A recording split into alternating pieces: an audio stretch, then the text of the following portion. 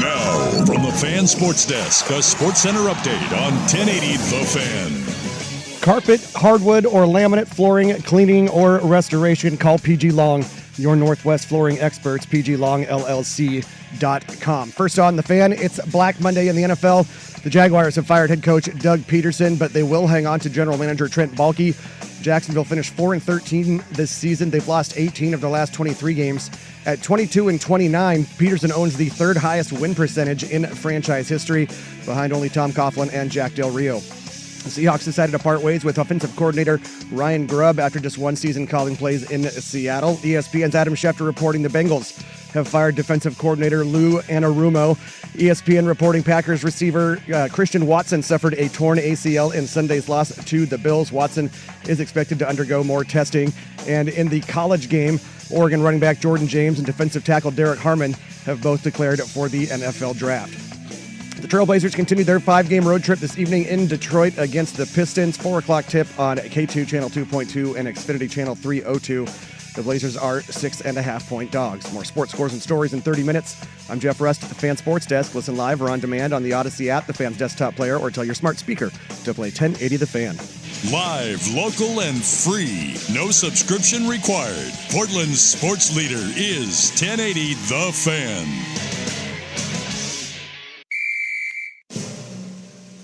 Warm up the grill, grab a beverage, and paint your face. What is that? I painted my face. You painted your face? Yeah. This is Danny and Dusty on Wild Card Week. Injured? Don't trust just anyone to something so personal. Call George McCoy at Warren Allen. Online at warrenallen.com. Danny and Dusty on 1080. Why? Well, you know, support the team. The Fan. Good afternoon! Hey, welcome in! I wasn't sure if you Happy knew what to do Monday. there. It's been a while.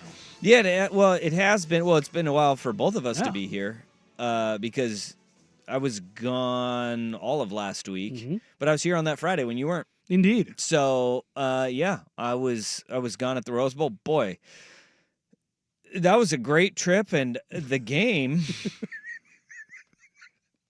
It was a game. Yeah, it went. That thing turned on us really quick. Did the family go to the game? Yeah, they did. Ooh. Yeah, they did. Great experience. It was a really cool experience. Rose Bowl's great to go to.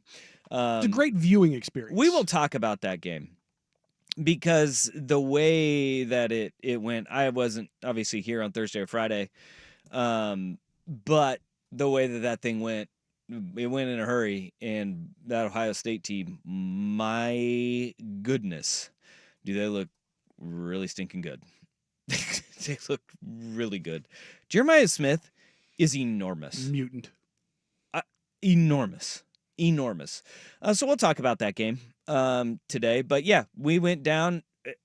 Other than that, it was sunny. It was like on Thursday, it was like 77 degrees. I said you were enjoying the sun. Got a little bit of a tan. Monster. Yeah, it was great. I heard it just rained here the whole time. It was absolutely craptacular. Well, I brought the sun back, so how about that? Pouring. How about this? Sunny, nice, feeling good out we here. call it nice. It is nice outside right now. I drove in and it was sun shining. It's like got to be like 50. It's got to be like 50. Yeah. If people don't like it, you can move back to California, everyone. You know, this is what Russ is with me over there. It's 52. It's hot. It's January. Let's go. Russ is with me. This is a beautiful January day. Yeah, we can't gripe about this too much. See, this is fantastic. Look, the 10-day is basically 50 degrees. See, that's what I'm talking about. It's weird. That's great. It's weird. It's also the lows are like 34. So. Don't worry about that. Don't go out when it's cold. You'll be fine. So it reaches 50 for like 45 minutes, then it just goes back down. Yeah, it's it's like the desert. Yeah. You know, hot in the day, cold at night. Cold at night. Real cold at night. Yeah, we'll call this the desert light here in the Willamette Valley. Everybody else good? Have a good weekend, everyone? Yeah, I mean, footballed hard. Boy, did it. Footballed hard. What a great NFL weekend.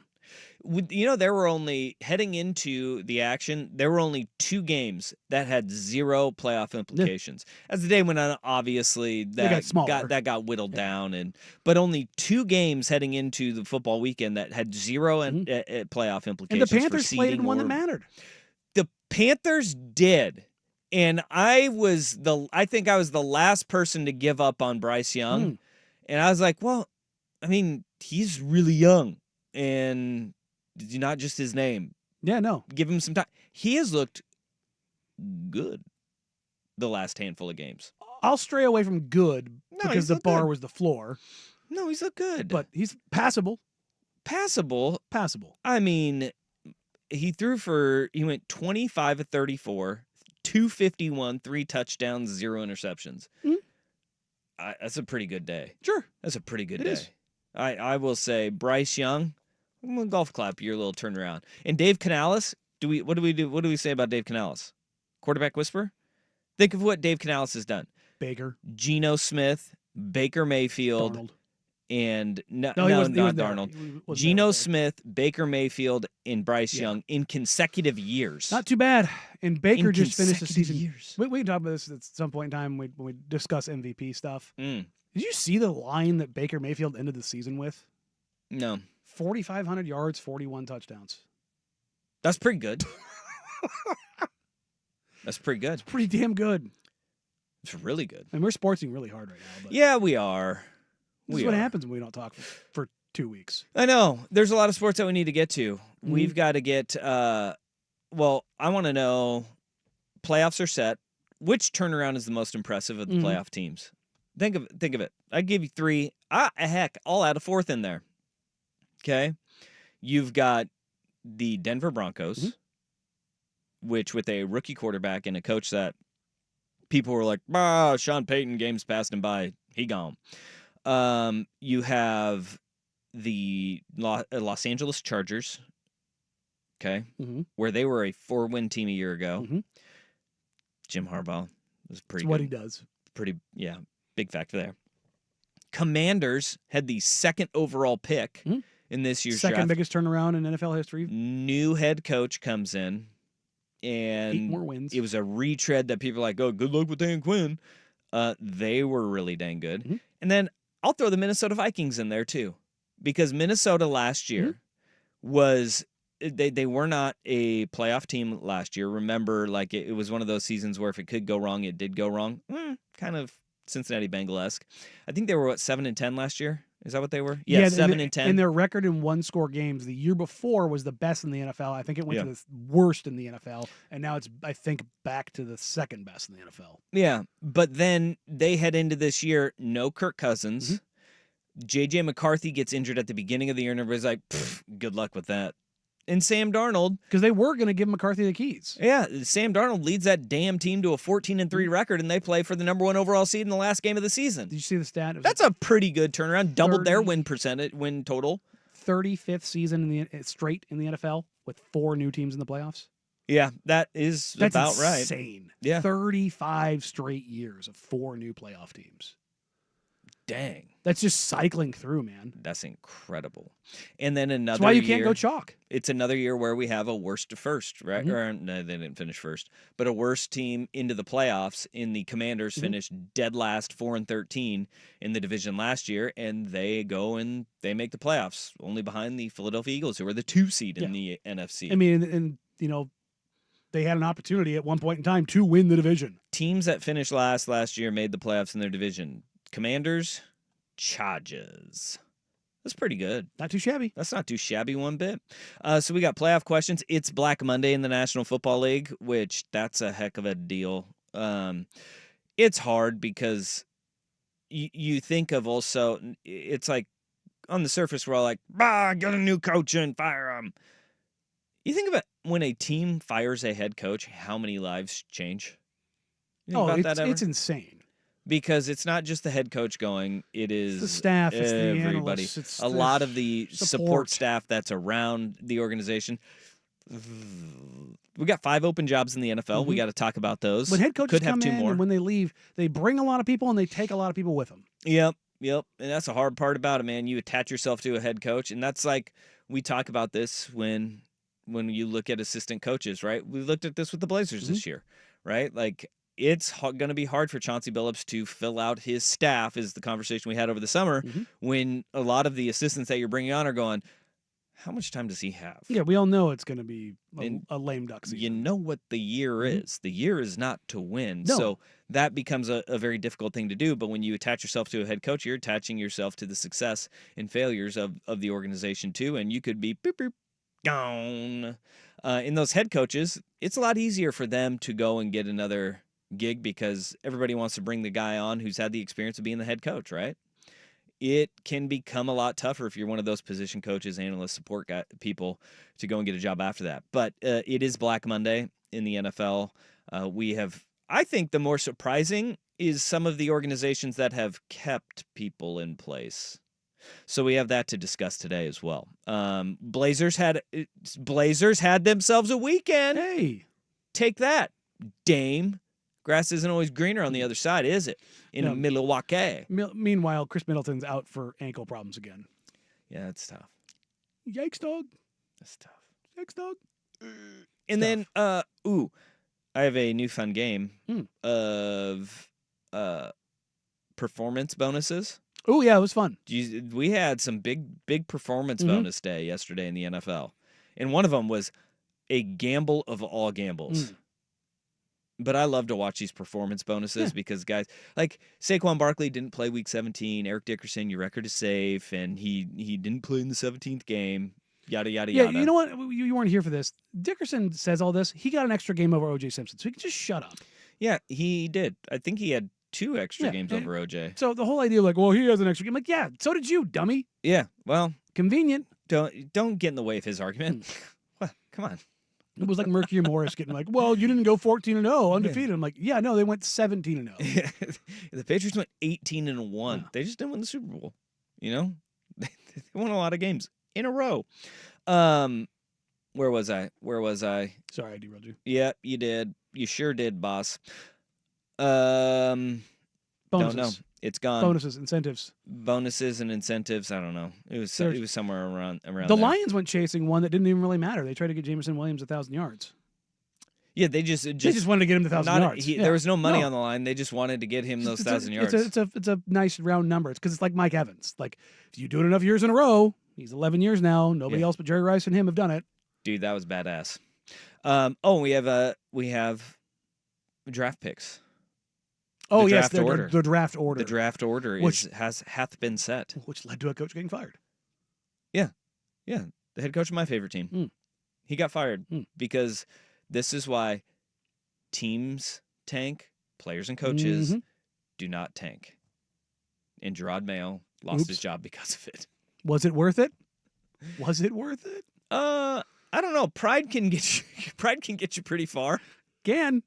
I think no matter what is going to happen. I know we're getting so sportsy, but the whole idea of like, we're going to start Drake May and then take him out after a series. It was like, what is happening here? Yeah. What is happening here? What are you doing? Yeah. What is it you do here? As this text on the Vancouver Ford text line points out, it's not about who does it in more games, who does it in fewer carries. Yeah, that was my argument the entire time. Saquon Barkley was going to break Eric Dickerson's record with fewer carries than Eric Dickerson. That would have been sweet. I think that's what we should acknowledge these records upon now. But as it is, Saquon did not play, so it's a moot point, and Eric Dickerson can now go back and cry in his T-top Camaro that he got from SMU. All right? It'll happen. Oh, somebody's going to be like, wasn't Camaro, it was a Firebird. Okay, sorry. It's Firebird. It's a Fiero. All right, let's start. The NFL playoff field is set. A wild Week 18 gave us our brackets for the National Football League's playoffs. Danny and Dusty on the Fan.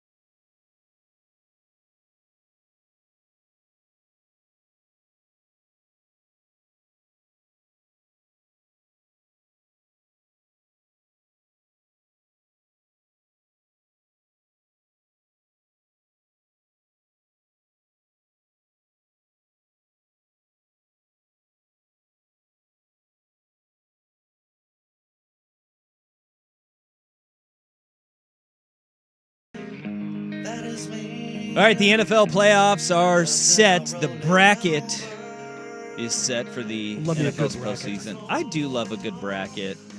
Number 1 overall seed in the AFC is the Kansas City Chiefs. They went 15-2. God, it's so Decent gross year. that you can lay down like that. Well, to the Broncos? God. Dude, nobody was beating Bo Nix yesterday.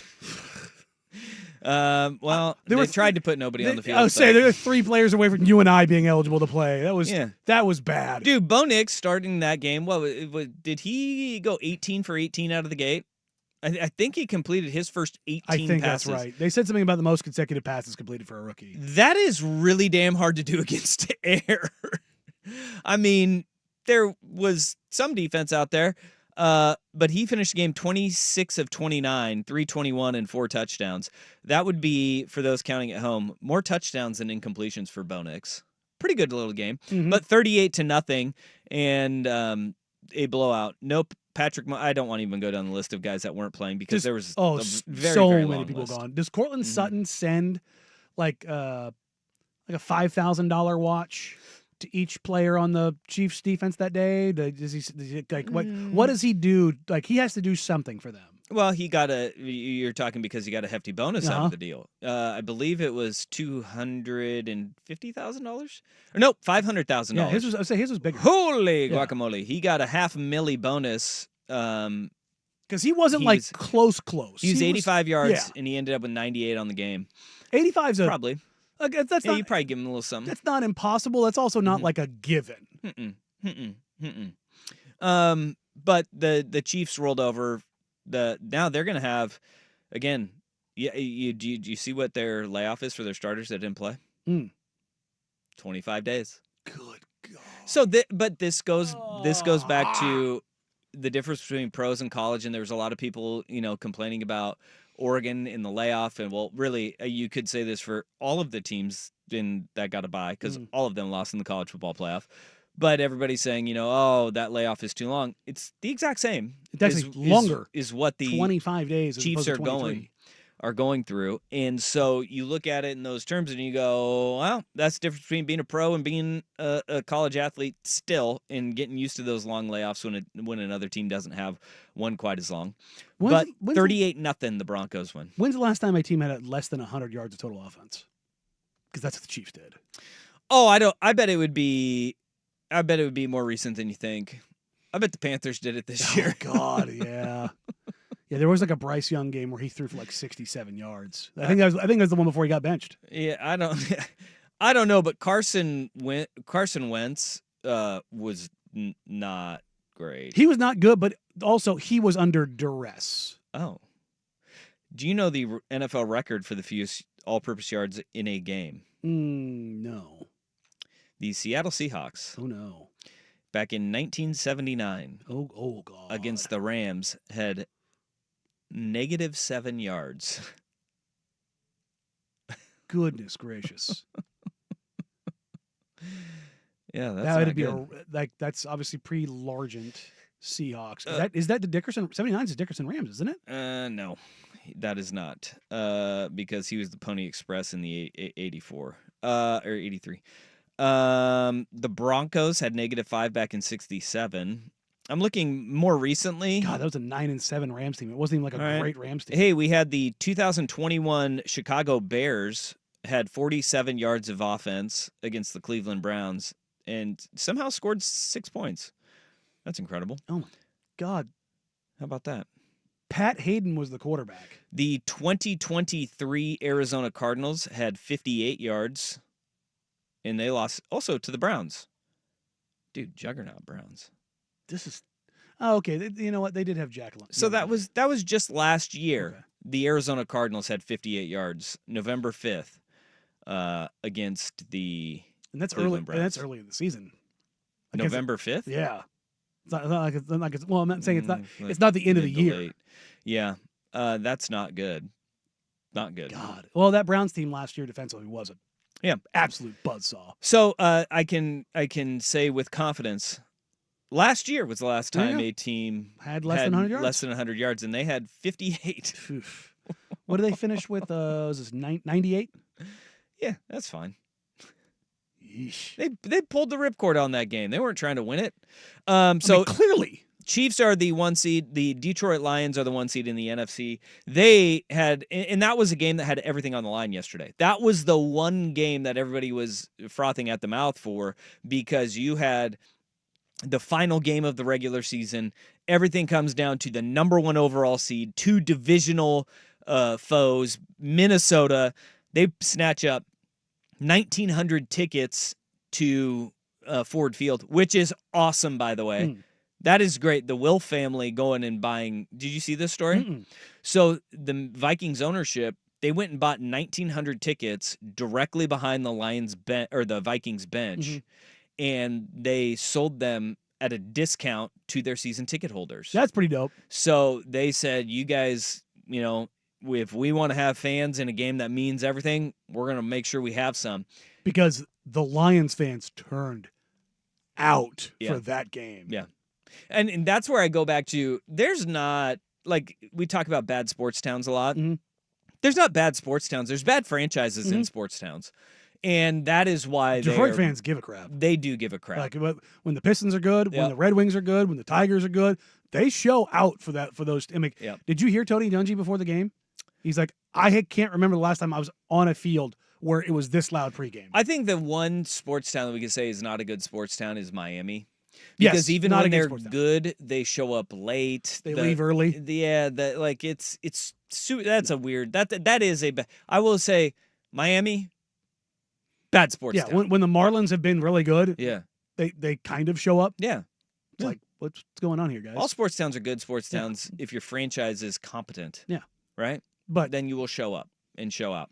But last night, it was a beatdown, man. And I was, after all those injuries, I was out on the Lions. Then it took me less than 24 hours to hear Dan Campbell's speech. Be right back and in. I was right back in. Now, I think I'm more in than ever. What's crazy is that game, we can talk about it more in detail, was they played that game functionally with one corner, and then they didn't have one corner.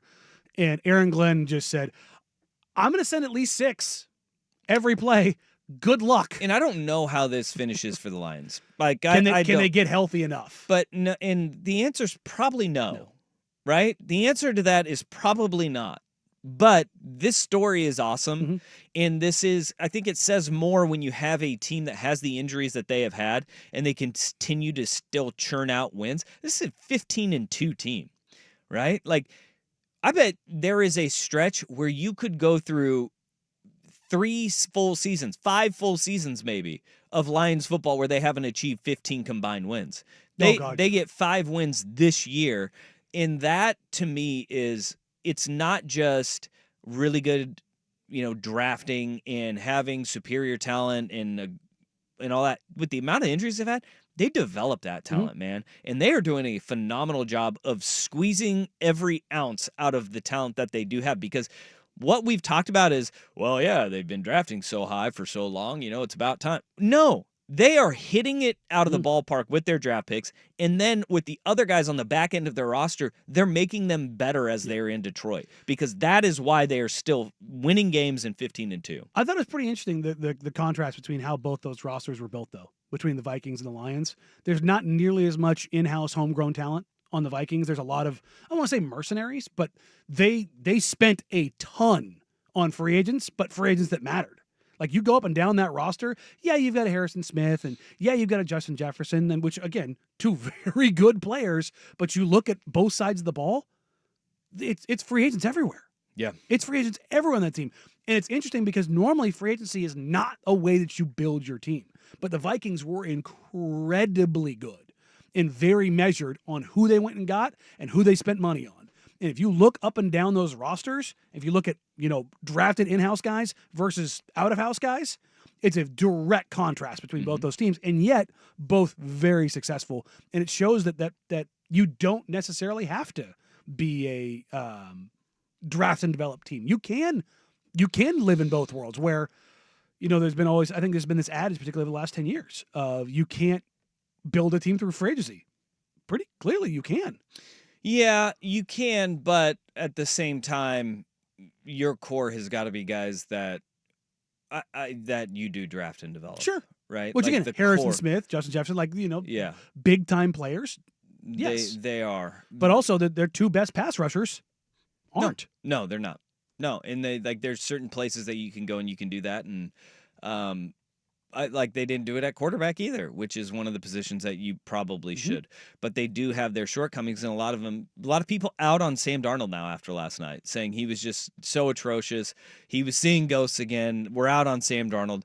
I'm not. I just think that Lions team last night, Dan Campbell knows how to push their buttons, and in no way, shape, or form was Sam Darnold good last night. I mean, he was seeing ghosts, right? It did look like New York Jets Sam Darnold.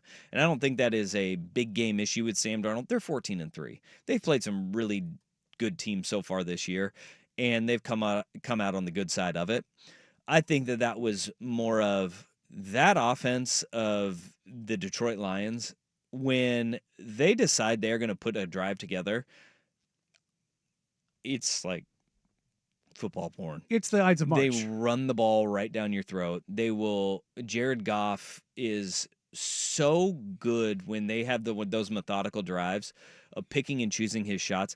They had the longest play of the night was 23 yards offensively for them. So it wasn't like they were just killing you with chunk plays down the Was that the Gibbs play?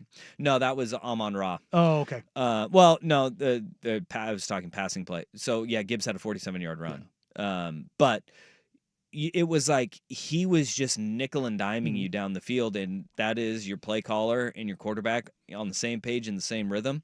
And they had several of those drives for Detroit last night. On the flip side of it, it looked like just something was off with Kevin O'Connell and Sam Darnold. They just couldn't get it rolling, and that's the result that you get. They look lethargic at times. I'm not out on Sam Darnold or this Vikings team.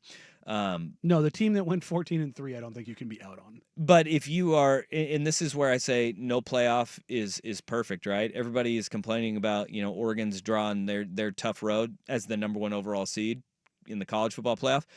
How about if you're the Eagles and you're like, oh, sweet, we get the Packers, right?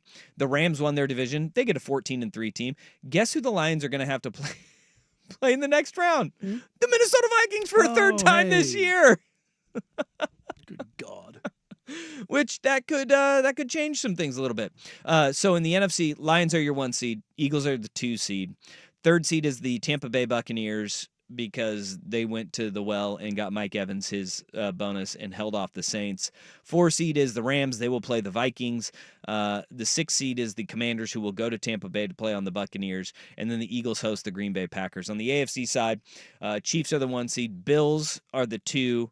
3rd seed is the Baltimore Ravens. The 4th seed is the Texans, who will host the Chargers on Saturday afternoon. That just seems like a game that fits in my brain. Texans Chargers on a Saturday. I mean, yeah, it's I saw somebody post a meme of the Texans being the first game on Wild Card Saturday to play on the NFL channel. Kind of a deal. Like, here we go again. That game's on. That game's on Nickelodeon. That seems like a game that will be the Nickelodeon game, is Texans Chargers. Then the 6th seed is the Steelers. They will go to Baltimore for the Ravens in a rematch of a game I don't know we just saw. And then the Bills will host the Denver Broncos because Denver won at home against Kansas City, and those uniforms were sweet. Weren't those uniforms awesome? Yes. The Orange Crush Broncos uniforms? They are good. That was so good. I just hate that they are good. That's a great look. It is. It's elite. Look, the NFL, most of their 80s era jerseys are nothing but complete bangers. Yes. Give me wild card round. I know that it'll never happen because they don't have the throwback road jerseys. Give me the Bills in red helmets. Give me 1991 Bills versus Broncos uniform matchup, where the Broncos are wearing their white road uniforms. Mm-hmm. Bills go back to the red helmet, and blue jersey, white Kelly's pants. Yeah, give that to me. Yeah, that'd be a good traditional matchup. Yeah, I think we should go. Wild card weekend is throwback weekend. Nothing but throwbacks. Nothing but throwbacks, unless you're the Denver Broncos and you go the way throwbacks. Remember when they were on the brown and yellow? Oh God, yeah, those are bad. And the same with the Packers with the vertically striped socks. The is Acme what they Packers had. ones. Those are also a train wreck. We can leave those ones. Hard pass on those. 70s and 80s only. Give me those throwbacks. I like that. I like it. All right. So playoffs are set, and we talked about the Lions and the Vikings game, and we briefly hit on that Chiefs Bills game, but the benchmark that we saw last night, or I guess yesterday afternoon, the Buccaneers, that was a dogfight for the NFC South. It is a horrible division that came down to the wire of all four teams saying, you know what? We suck the least. First is Russ with SportsCenter. This is a Wild Card Week edition of Danny and Dusty. Brought to you by George McCoy at WarrenAllen.com. Now, from the Fan Sports Desk, a SportsCenter update on 1080 The Fan. First on The Fan, Black Monday in the NFL. The Jaguars have fired head coach Doug Peterson, but will hang on to general manager Trent Baalke. Jacksonville finished 4-13 this season. They've lost 18 of their last 23. And at 22-29, Peterson owns the third highest win percentage in franchise history, behind only Tom Coughlin and Jack Del Rio. ESPN's Adam Schefter reporting the Bengals have fired defensive coordinator Lou Anarumo. The Seahawks have decided to part ways with offensive coordinator Ryan Grubb after just one season calling plays in Seattle. Packers receiver Christian Watson, a torn ACL in yesterday's loss to the Bills. Watson is expected to undergo more testing. Oregon running back Jordan James, defensive tackle Derek Harmon. They have both declared for the NFL draft. And in the association, the Trailblazers continue their 5-game trip this evening in Detroit against the Pistons. 4 o'clock tip on K2 Channel 2.2 and Xfinity Channel 302. The Blazers are 6.5-point dogs. More sports scores and stories in 30 minutes. I'm Jeff Rust at the Fan Sports Desk. Listen live or on demand on the Odyssey app, the Fan's desktop player, or tell your smart speaker to play 1080 The Fan. Jump back to earlier parts of your favorite fan shows on the Odyssey app. The only way to rewind Portland's sports leader, 1080 The Fan.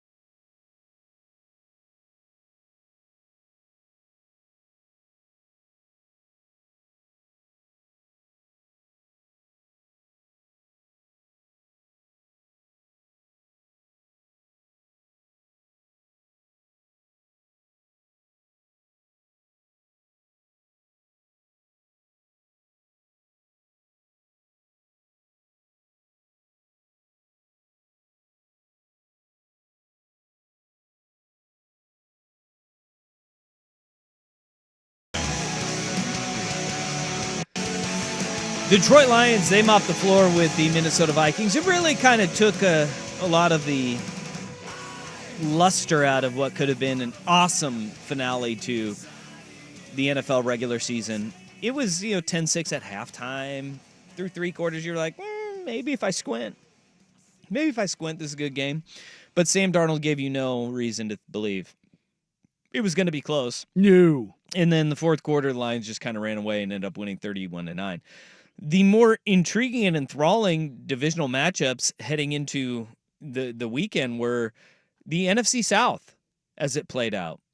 The Carolina Panthers knock off the Atlanta Falcons 44-38. I repeat, the Carolina Panthers scored 44 points, and Bryce Young was their quarterback. Lies. Bryce Young, the quarterback of the Carolina Panthers, guiding them to 44 points. And he went 25-34, 251, 3 touchdowns, 0 interceptions, and took 0 sacks. That may be the most incredible turnaround that we've seen this year. You labeled Bryce Young, and it was not unfair at the time, no redeemable qualities about his quarterbacking early in the year. There was not like he couldn't throw it short, he couldn't throw it deep, he wouldn't take it and run. Like there was nothing about him that was redemptive. Him taking a seat on the bench, Andy Dalton going in and taking over the starting job, and then what we have seen from Bryce Young over the last handful of games, it's been impressive. I mean, because I think you have to sit there and you have to think of where he was. Has he thrown for 300 yards? No, he hasn't. But the reality of Bryce Young in his last 3 starts, he has thrown 7 touchdowns, 0 interceptions. Super useful. Yeah. And to me, that is the biggest sign of progress where Dave Canales, remember what Dave Canales said at the beginning of the year? Like this year for Bryce Young is loving him up and getting confidence back in him because he had 3 different people telling him 3 different ways to run the same offense last year. And he said the kid was broken. And you saw that at the beginning of the year. Now, I'm not here to say that Bryce Young will be a Pro Bowler at any point. And yes, I am accounting for all of the people who opt out of Pro Bowls. I don't think he'll be a Pro Bowler, but the fact that he can become a serviceable quarterback and end up having a career, whether it is as a starter or a backup, is something I didn't think that we may be able to see. I thought he would get through the end of this year and his career might be done. But Caleb Canales, no, other Canales, Dave Canales has done an incredible job of getting through to him and seeing growth and adjustments. They end up beating the Atlanta Falcons, who in that game, they had a playoff spot that they were vying for. Michael Penix Jr. was not bad. I thought, honestly, pretty bad. I mean, the pick was bad, but I thought Penix was actually pretty good. How many deflections? I think it was 8. Was it 8 at the end? Yeah. The Panthers broke up 8 passes. Yeah. And I thought a lot of those weren't like bad throws by Penix as opposed to good plays by Panther defenders. And I was like, big Penix energy, man. Yeah, it's coming. He made some throws where I was like, damn, that's a tight window.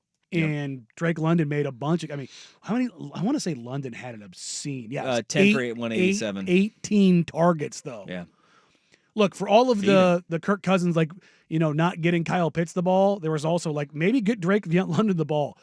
If there's one thing that Michael Penix loves to do, it's to get his best receiver the ball. See Adunze, Rome. Jalen McMillan. Yeah, he knows what he's doing with guys. And I think that as you start seeing Penix get rolling, you're going to see that become more and more a thing. And I thought Penix was playing really well. I just thought, weirdly enough, the Panthers matched. Yeah.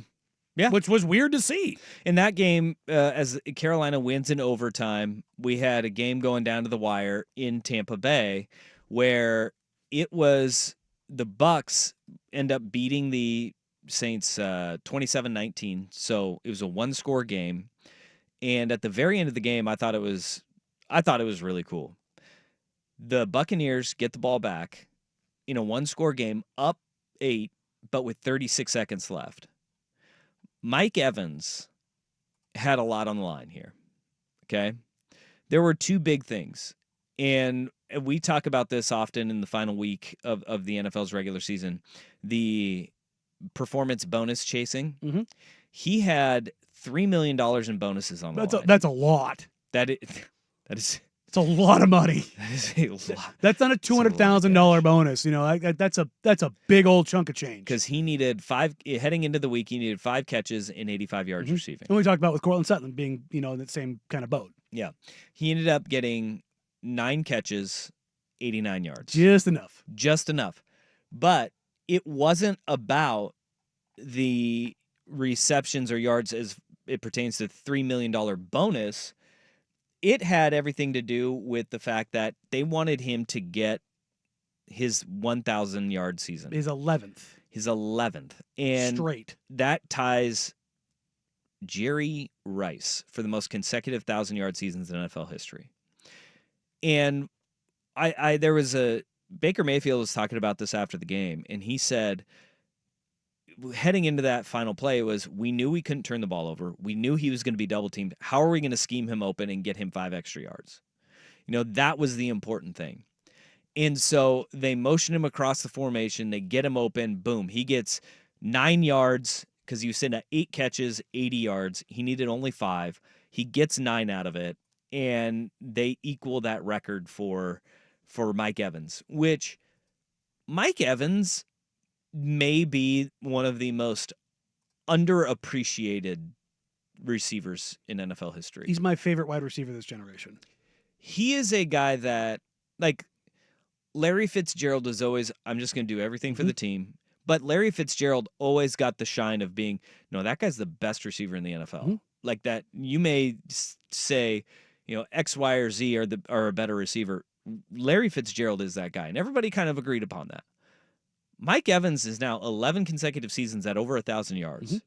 He was a guy that at the beginning of his career, when this was starting, this run, he wasn't even considered a top 5 receiver in the NFL. And now you look at that 11 consecutive seasons, that's obviously over 11,000 yards receiving. This guy's going to go down as a surefire Hall of Famer. And a top 10 wide receiver of all time. I went down this list this weekend with 3 other people. And you get to the top 5 very quickly. After that, you start going through it real quick, and you're like, holy crap, he is right there. Yeah. I mean, that's going to be the hard thing is... Because of the lack of team success. Well, I only had that one run. See, I take out even like a lot of the team success because Calvin Johnson... He's the one that is no team success, insane top 5. Is one of those guys. But if you go down like... All right, receiving leaders in NFL history. Let's see here. Obviously, you have Jerry Rice, and then you have Larry Fitzgerald, Terrell Owens, Randy Moss.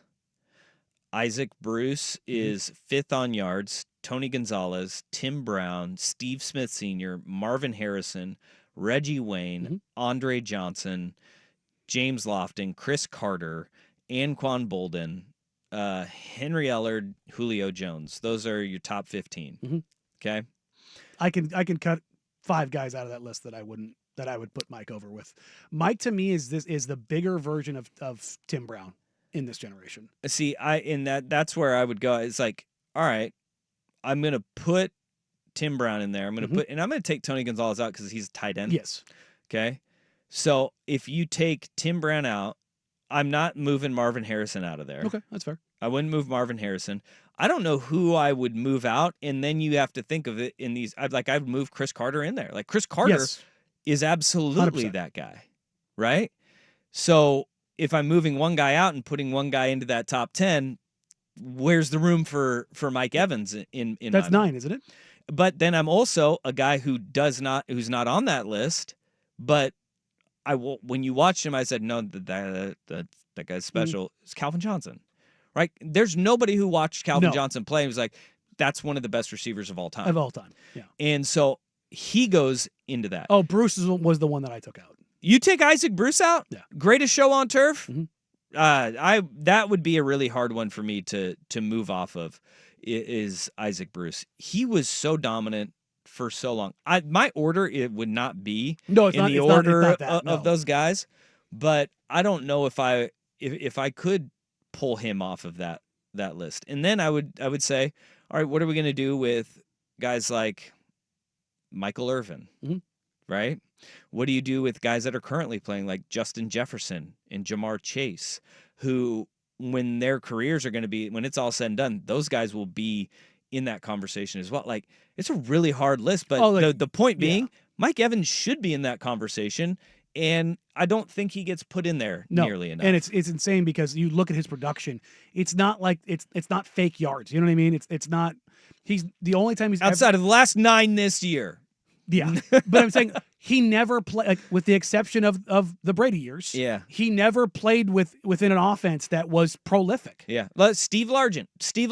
It could be one of those guys too that it should be in this conversation that people are going to forget about. Lynn Swann. Yeah, Lynn Swann. Good Lord. Yeah, but I mean that's to me the same thing with Tim Brown. Mm-hmm. Tim Brown did not play in prolific offenses until Rich Gannon. That's at the tail end of his career. Go look at the quarterbacks that were throwing to Tim Brown. It is rough. Yeah. Still really damn good. But he was phenomenal. And I think you could say the same thing about Larry Fitzgerald for most of his career. Yeah. Yeah. And then you have guys that were really good, like Fred Biletnikoff. He was pretty good. He has an award named after him. Yes. But they just didn't throw the ball. No. Back then, which I always love is when you have a quarterback that people don't want to give credit to, they'll bring up Joe Namath. It's like, what did you want Joe Namath to do? Yeah. Oh, the dude just won. Do you want him to revolutionize the game of football before anybody else did? Because, okay. Easy there, Fran Tarkenton. But there are the guys in a bygone era of football that should be in that consideration. And there will be guys that will ultimately that are playing right now. They'll vault themselves up into that conversation. Chase and Jefferson stay healthy, they're going to put up crooked numbers. Yes, they will. And it's the era that they play in, just like it's the era that a lot of these guys that are considered the top 10 playing now. You look at the running backs, Yeah. The reason Saquon's year was so special was because we don't see it. Which makes guys I mentioned Largent, but guys like, Largent and Irving Fryer and Art Monk and those guys that played for a really long time. For those awful Cardinal teams. And you're like, yeah, maybe they were really damn good. And they're the ultimate, if I would have played now. Yeah, you're probably right. If you did play now, you would be putting up ridiculous You go back numbers. and look at those Redskins teams that Art Monk played for, and it's like, you're looking around like... Joe Gibbs. Yeah, though they ran the ball a lot. How did you put up those numbers? He did. They were crazy. I like this. Why no mention of Julian Edelman? Yes, he had Brady, but dude still had to get open and got 3 Super Bowls. Yeah, Julian Edelman is really good. I just don't think he's a top 10 receiver in NFL history. I wouldn't even put him top 20. And my bias would definitely be showing on that because I love Julian Edelman. I love him a lot. He was incredible. He is the first ballot Hall of Very Good. Yeah. Yeah. He may be a guy that, because of team success and because of the numbers he did, that guy he could make it after a few tries. Yeah, sure. That guy will probably be in Canton at some point. But I mean, Hall of Very Good? Absolutely. Yeah, absolutely. There's no doubt about that. Insane. And he has moments too. Well, one where he didn't get the ball, but one where he did. And it led to a Super Bowl victory. He has. Yeah, for sure. He has moments, he has numbers, and he has a ton of rings too. A ton of rings. Fistful of rings is super useful. Yeah. But it was really cool. Mike Evans got that. The whole team mobbed him on the field. Yeah, it was great. Baker Mayfield is becoming more and more likable. And the fact that they went and they put him on the table and said, if we throw a pick six and they get a 2-point conversion, we lose this game in overtime. But we're doing this for him because it also shows you the respect they have for Mike Evans. Yeah. That's what that shows you, is that that's a level of greatness both on the field and off the field. Yeah. Because that's the thing about Mike and Larry and Tim, talking about Fitzgerald and Brown. You're talking about some of the best and brightest ambassadors of the sport you've ever seen. It's pretty awesome. And I think Mike Evans is in that vein. When have you ever heard a negative word from anyone anywhere about Mike Evans? I can't remember. I know somebody on the text line will. But you know what I mean? But I can't remember it. Well, you went to Texas A&M, which makes you question him. Sure. But I mean, he's a member of a cult. Yeah, I mean, Tim Brown went to Notre Dame. Right. That's not even as bad as the cult of Texas A&M, though. It's up there. That's just your USC is showing. The Texas A&M cult. Yeah, it's tough. Boy. But again, in a world where wide receivers are complete pitas, it's just he's never been one ever. Have been pitas, it's a pain in the. Oh, I thought you were talking about the animal advocacy group. Yeah, no. I was like, PITAs. I'm like, dang. You're calling people a PETA now. All right, 503-864-6326. This is Danny and Dusty on the Fan.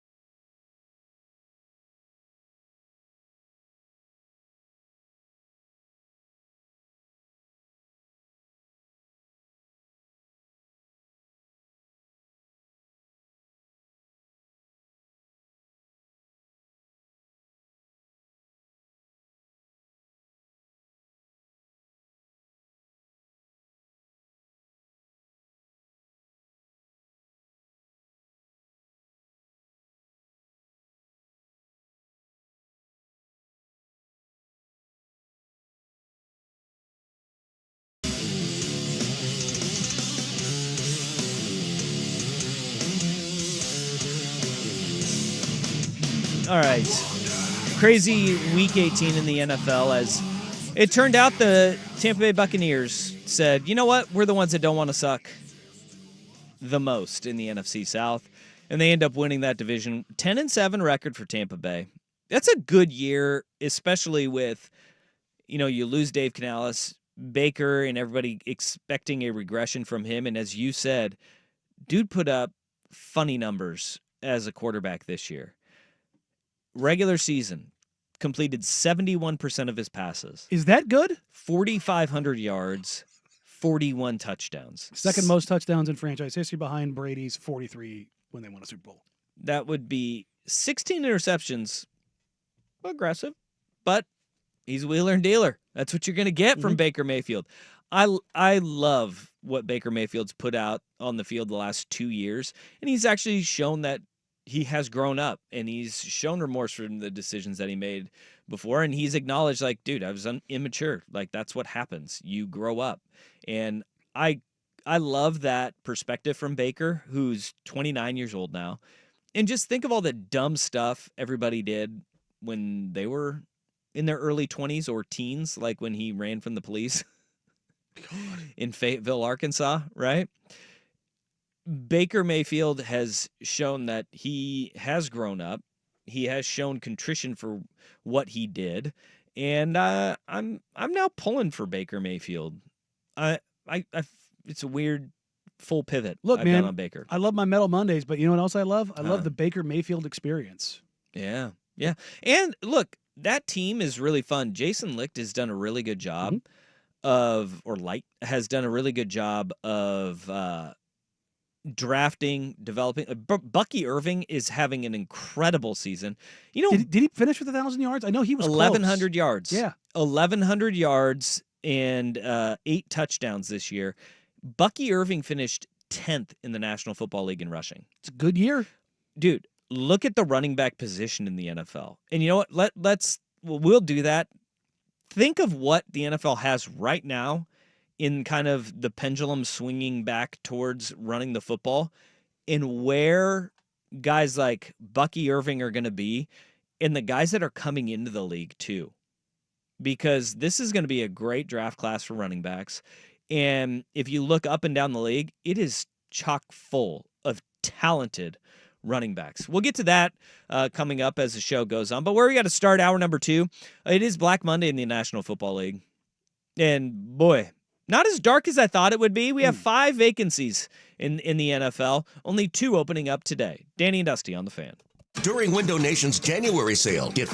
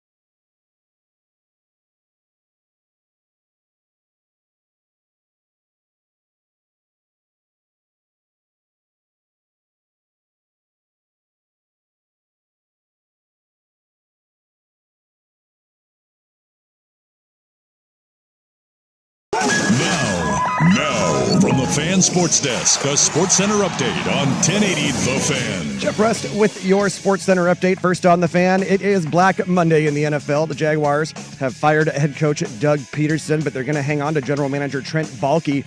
Jacksonville 4-13 this season. They've lost 18 of their last 23 games. At 22-29 in Jacksonville, Doug Peterson now owns the 3rd highest win percentage in franchise history, behind only Tom Coughlin and Jack Del Rio. Packers wide receiver Christian Watson suffered a torn ACL in Sunday's loss to the Bears. Watson is expected to undergo more testing. The Seahawks decided to part ways with offensive coordinator Ryan Grubb after just 1 season in Seattle. And ESPN's Adam Schefter reporting the Bengals have fired defensive coordinator Lou Anarumo.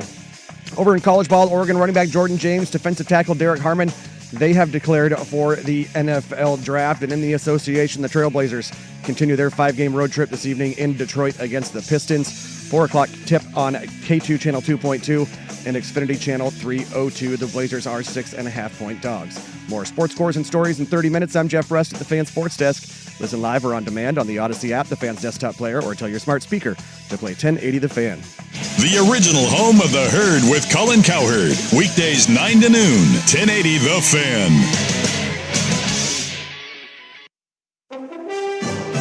We're getting you ready for pro football's postseason. Playoffs? Don't talk about playoffs. This is a wild card week edition of Danny and Dusty. Injured? Don't trust just anyone to something so personal. Call George McCoy at Warren Allen. Online at warrenallen.com. Danny and Dusty on 1080. You kidding me? Playoffs? The Fan.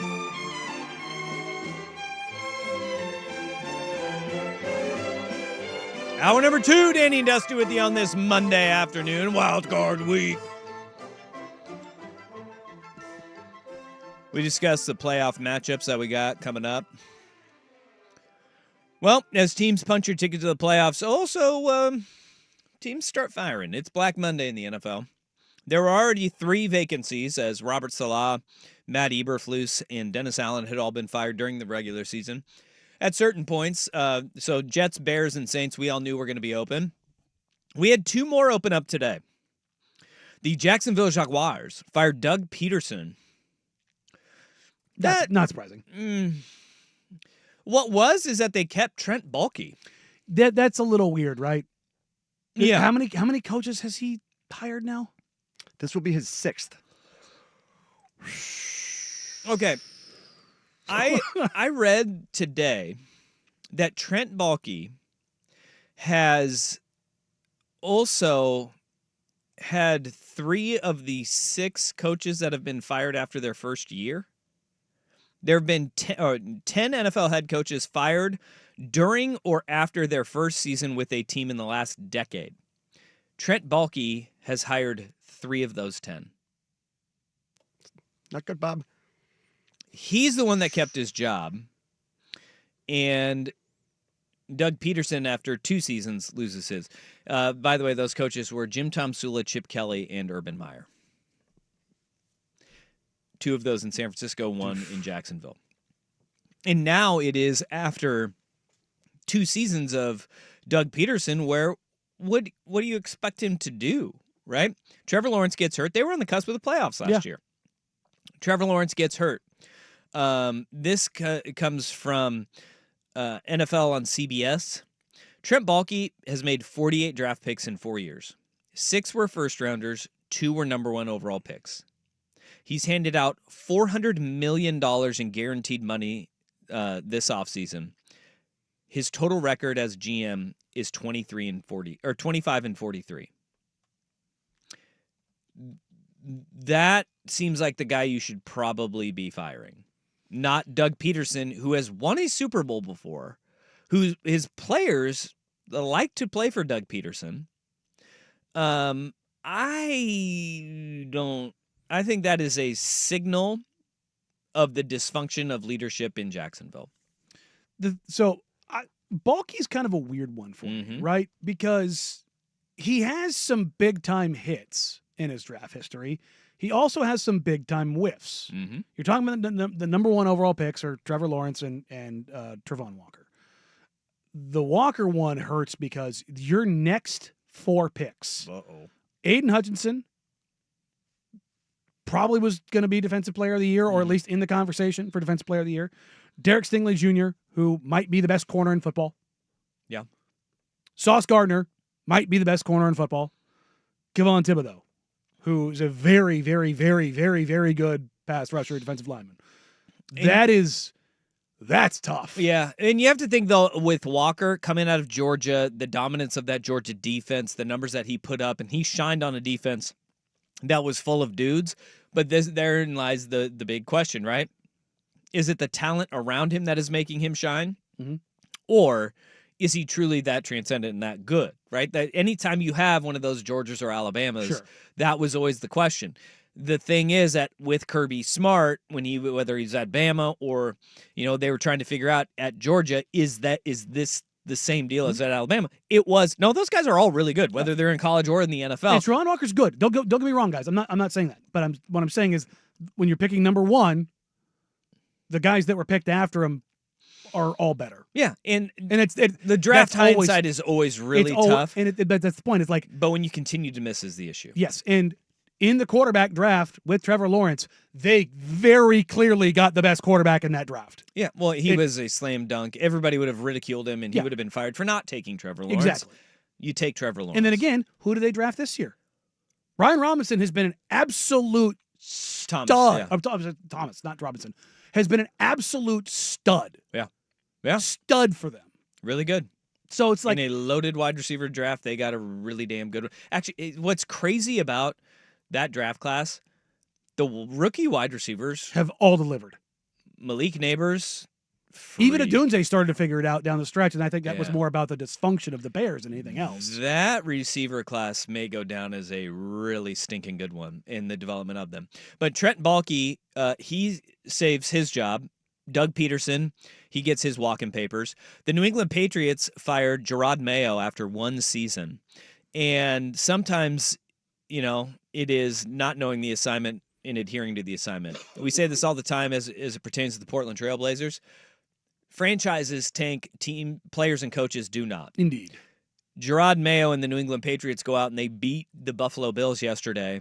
And a loss in that game hands them the number 1 overall pick in all of the leverage in the world. The win in that game lost Gerard Mayo that job. I think he was going to get fired regardless because there were games where they just looked like they were not prepared, not ready to play. And you have to show up and you have to be ready to play. And there were so many instances where they just did not. And I think they want to get an offensive coach in there because they know that they actually did hit with Drake May as a quarterback. And if you get an offensive coach in there that can maximize his talents, then you're going to be in a good spot. But losing the number 1 draft pick, that has consequences. Gerard Mayo's out. Well, it doesn't always have consequences because Antonio Pierce is still there. Yeah, there are some interesting ones that are lingering. So 2 firings today, Mayo being one, Peterson the other. Mm-hmm. The Raiders apparently are going to keep They haven't Antonio come out and Pierce. said it yet, but Antonio Pierce said all of the noise is coming from the outside. I expect to be here. He's waiting for the call from inside the building. Yeah. Well, hopefully the call from inside the building says time to go. Jerry Jones is wishy-washy on Mike McCarthy. He's also who's wishy-washy in a lame duck year on Cooper Rush. Well, cheapskate. He should be. Well, no, he didn't. He said that the reason he didn't play him had nothing to do with the fact that he had a $200,000 bonus that he would have gotten. Well, then what's the reason, Jerry? He wasn't going to play well anyway. And they need to see what they got in Trey Lance. They traded assets for Trey Lance. Yeah, you could have tried that, I don't know, 4 weeks ago. The Giants are keeping both Joe Shane and Brian Daboll.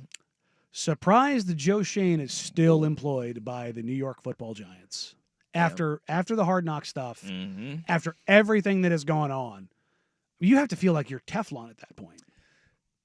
This has got to be a do-or-die year. And I think that the Mara family, the Maras and Tishes know, if you don't have a quarterback, your ceiling is very low anyway. Who is the one that made that choice? I think that was a group I mean, decision on Saquon and Jones. Oh, I don't think Daniel Jones was he? Yeah.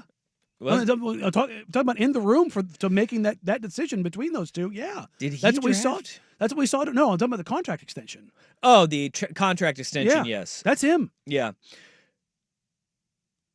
We talked about really that tough. ad nauseum off air that day when we came in. Mm-hmm. And I was absolutely flabbergasted that they gave him that money. I just went, how? How can you do this? And then we got the Hard Knocks behind the scenes that made it 10 times worse. I think what went into that made it so bad is the year that Saquon obviously is having this year, but how far off the cliff that Daniel Jones fell. Yeah. Like, I mean, it was he cratered. He went from being functional to being non-playable and outright the reverse released. Bryce Young. He got outright released. And Joe Shane giving him that money, that, hindsight, one of the worst. That's like a fireable offense in, I don't know, 30 of 32. Dallas is the only other one. That's what I because of mean Jerry Jones. of like that transaction. Yeah. And the world got to see the thinking behind said transaction. Yeah. That makes it like, if your guy, let's say the Mars and Tishes and Joe Shane's just their guy. Mm-hmm. And you don't want the world to know what actually transpired because that's what happens 99.9999% of the time. We don't see the thinking, the actual thinking behind the transaction flow. Yeah. We saw the thinking behind the transaction flow. And in real time, we went, what the hell are you doing? Yeah, you got to pay the quarterback though, right? And then it got, you're right, it got infinitely worse as Saquon is going to finish probably third in MVP balloting. Yeah, probably. He probably will be. I think the right move, though, is to keep Brian Daboll. I don't think what is going on there is Brian Daboll's fault. And I think Daboll staying is not the worst thing in the world.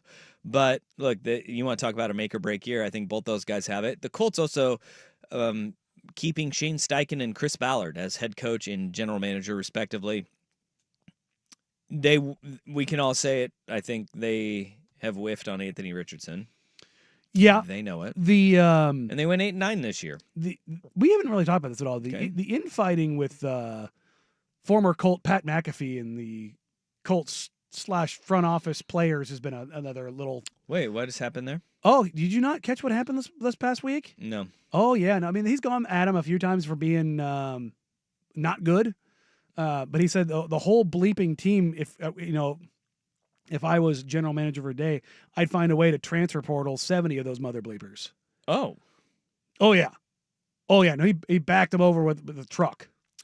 That's weird. Yeah, he's like Mr. Colt. Yeah, and he's had Ballard on his show a bunch, but yeah, it was like, I mean, it's Jim Irsay, so there's a level of dysfunction that's just kind of there. It's very Jerry Jones-esque.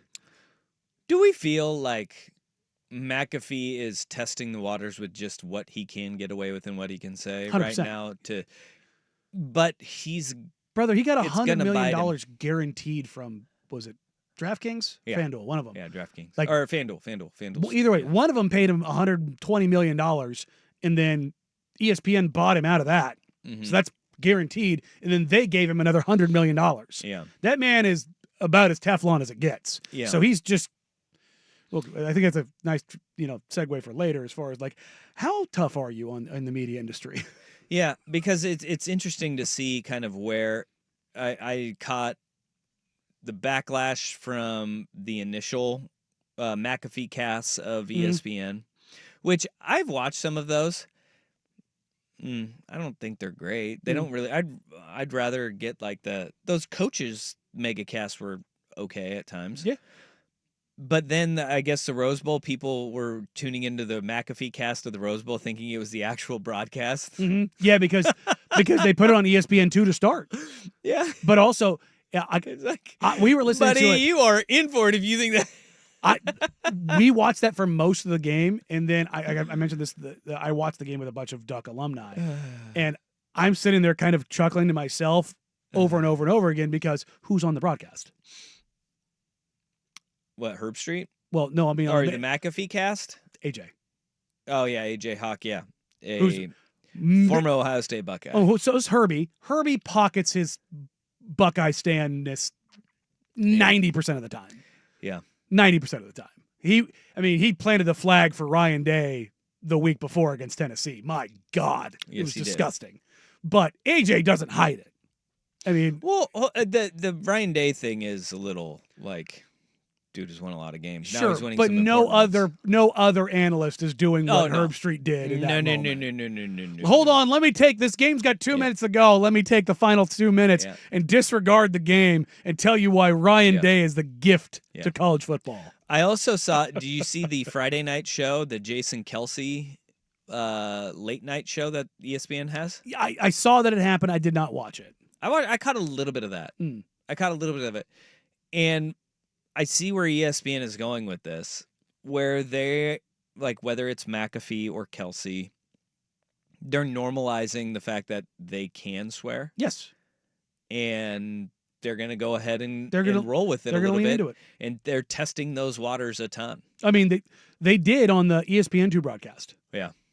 Well, yeah, I saw that. There was one where I believe it was AJ said they're beating the bleep out of them. Yep. Like it was. Well, no, it was beating the dog bleep out of them. That's what it was. And I went. That's when I kind of looked around the room like. Anybody catch that? No. Okay. Oh man.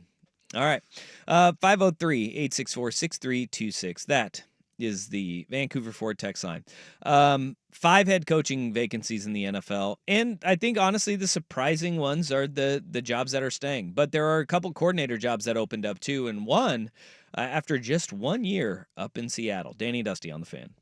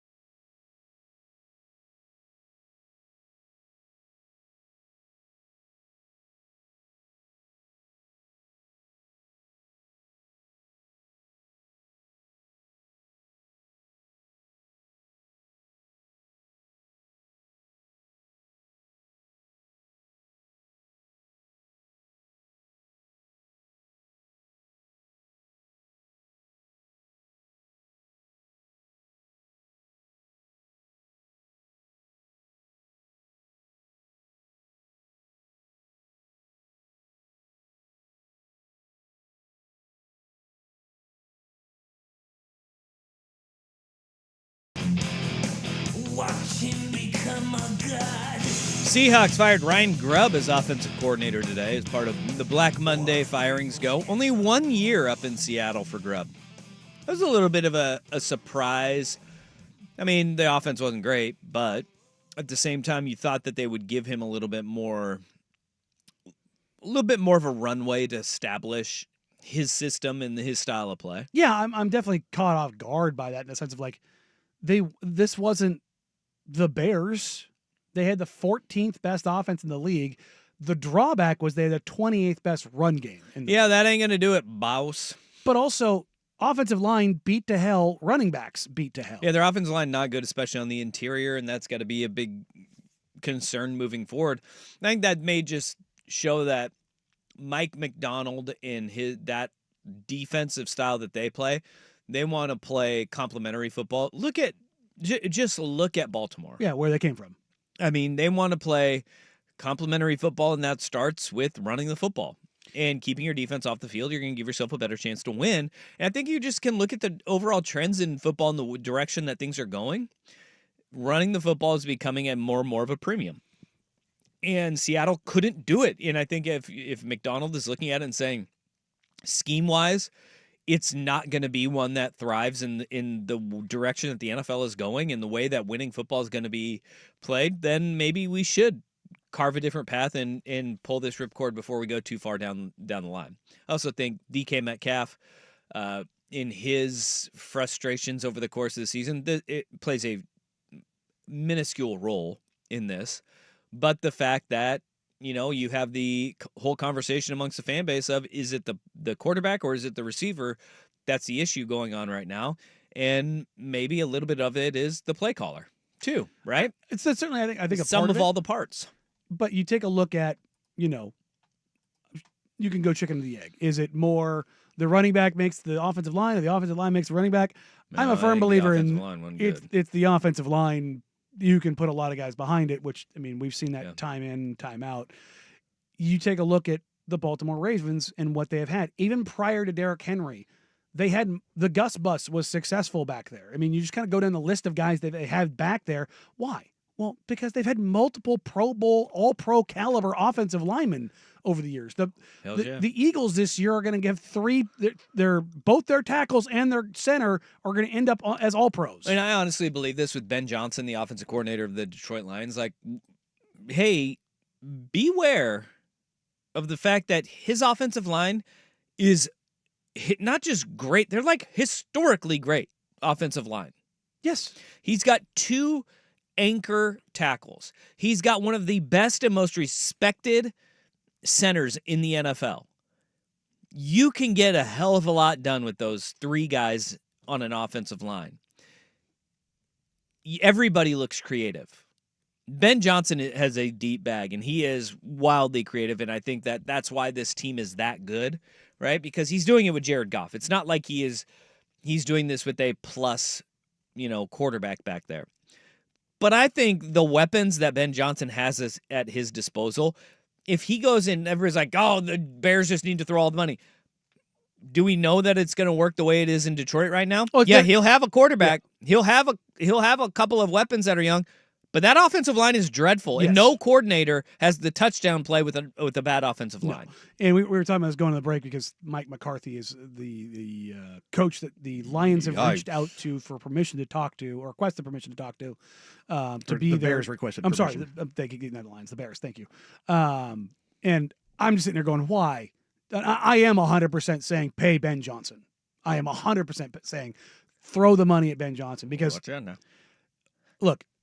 Do they need the help on the offensive line? Yes, absolutely. It's a good thing they only won 4 games this year because they're going to have their pick of offensive line at the top of the draft. Yeah, well, they will. I think what they're picking was 8th? 10th. They're picking 10th overall. They may have to trade up, but that's going to be hire number 1 that I'm most intrigued on in the NFL. Is Bears head coach, because of you have Caleb Williams, you have a front office that is seemingly committed to spending money if available. I think that is an interesting one. I also think the outside of my fandom of the team, the Patriots, because you have a young quarterback that is going to be good. Now you just need to put the pieces around him, get him a better offensive line, get him some weapons. It's not going to be a 1 year, everything is better in New England. It's going to be multiple years. Both those teams, the Bears but you have a quarterback. Yeah, the Bears and the Patriots are in the same boat of needing offensive line. In the first 2 mock drafts I have them looking at, both drafts have them both taking the exact same players. At pick number 4 for the Patriots, it's Kelvin Banks. At pick number 10 for the Bears, it's the Will Rudolph, the tackle from LSU. Big old tackle. Yeah, and they're absolute monster human beings. Oh. And it's like, yeah, That's where it's going to start and finish, man. Yeah, I think if you're talking about like the NFL draft and months away and how this is all going to shape up, I think those two things, those two places, if they both stay there, if you're saying like where are they going to go, I think it's the most like throw a dart land on those two guys of anybody in this draft. Yep. And that's a really tough spot for Seattle too, because they were good enough almost everywhere else to where they pick 18th. And I don't, with an interior offensive lineman, you're not going to get, like, you need left tackles, right? But you need to improve dramatically on the interior of your offensive line. And at 18th, you weren't bad enough to get your first pick, right? The pick of the litter of those interior offensive linemen. And that's unfortunate because the team was good enough to be in a spot where they're drafting middle late. Actually, they're very last of any of the non-playoff teams in the draft selection at 18th overall. The first couple of drafts I've looked at, mock drafts, had them taking Luther Burden, who was wide receiver, Missouri. Who was at one point in time like a top 3-ish kind of guy coming into the season. That's a weird move. See, DK. Let's trade DK for an interior offensive line. I mean, no, not going to happen. No? Mm-mm. No? Mm-mm. Okay. Mm-mm. It's okay. The Athletic has the Raiders taking Drew Aller, which would be my own personal hellscape. I'll get used to it, pal. God, I would despise every bit of that. I know you would, because your hate for Drew Aller is something special. I don't think I think he's a perfectly fine college quarterback. I don't think he is a top level. I don't think he's an NFL quarterback either. I don't think he's an NFL quarterback. He is. Forget top level. Daniel Jones 2.0. I mean, Aiden O'Connell, who is, it's tough. What do you mean, Aiden O'Connell? Where were you going with that? You'd rather have Aiden O'Connell? Yeah. I don't think you mean that. Yeah, I don't think you mean that do. at all. And I don't want him. Wait, are you saying the Raiders will take him at 6th? No, they have him trading back here with the Bears. So you're gonna take him 10th? Yeah. Yeah. This is, like I said, this is my own personal hellscape. Yeah. What's going to be even better is that, like, you are going to be so against this pick, and then he becomes like a Pro Bowl quarterback, and you're going to be like, still not the guy. Look, if he does, I'll reverse course and just say I had it wrong. He would be a bigger, like, oh my God thing than the way I viewed Jason Tatum coming out of college. Oh, did you see the Canadian slinger, Curtis Rourke? Did you see playing without an ACL? Yeah, he tore his ACL at the beginning of the year, according to his agent. How about that? According to his agent. Yeah. Well, I mean, I don't think that you can lie about that one. Can you? I mean he's going to have to get surgery on it, and that's why they're signaling this, because he's going to go in the draft. Yeah. But that's crazy. Mm-hmm. Especially with how mobile he was. Golly. See, is he like Dennis Smith Jr.? Mm. For those that don't know, Dennis Smith Jr. is actually one of, I think they said it was something like 8% of the population, if I remember right, is born with this. And that's having 2 ACLs. Oh, a little backup plan. Yes, and that's great. It does not show up on an MRI. You can only discover it during surgery. How? So apparently it's like underlying. Huh. So crazy. Yeah, but maybe that's Curtis Rourke I was playing with us. Maybe he's one of those guys that has a second ACL. Well, okay. Well, what's your Christian Watson tore his ACL? What's his excuse? Oh, he plays receiver, not quarterback. Yeah. Also, that sucks. His was man. completely non-contact, and he fell over. It was like, oh, he's cooked. Hate that for him. That sucks. He shouldn't have been playing. I hate that. I understand why he did, but he very clearly shouldn't have been playing. Wait, why? Why shouldn't he have been playing? Because he went into the game with the knee injury. Yeah. Well, if it's gonna go, it's gonna go. So it either would have happened now or happen next week in Philadelphia. So he did it at home. He went out on his shield. Yeah. Like I said, I get it, but Yeah. They did the imaging. They knew what state it was in. Yeah, they knew he was going to go. When it goes on like a non-contact route, it is what it is. Well, it's most ACLs. Yeah. Well, it's true.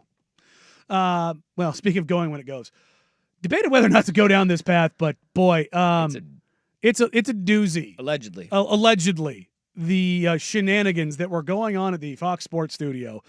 We will dive into that for our very, very, very worst day on the web. But first, it's a Big Kahuna with the Sports Center update. Hamburgers, the cornerstone of any nutritious breakfast. This is a wild card week edition of Danny and Dusty. Brought to you by George McCoy at WarrenAllen.com.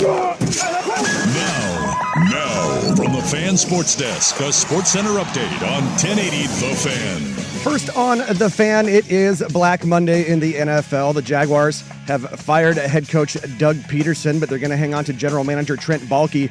Jacksonville finished this season 4-13. They've lost 18 of their last 23 games. At 22-29, Peterson owns the third highest win percentage in franchise history, behind only Tom Coughlin and Jack Del Rio. Seahawks have decided to part ways with offensive coordinator Ryan Grubb after just one season calling plays in Seattle. ESPN's Adam Schefter reporting the Bengals have fired defensive coordinator Lou Anarumo. Schefter and Todd Archer, also of ESPN, reporting the Bears have requested an interview with Cowboys head coach Mike McCarthy, whose contract expires next week. And Packers receiver Christian Watson suffered a torn ACL in yesterday's loss to the Bears. Watson is expected to undergo more testing.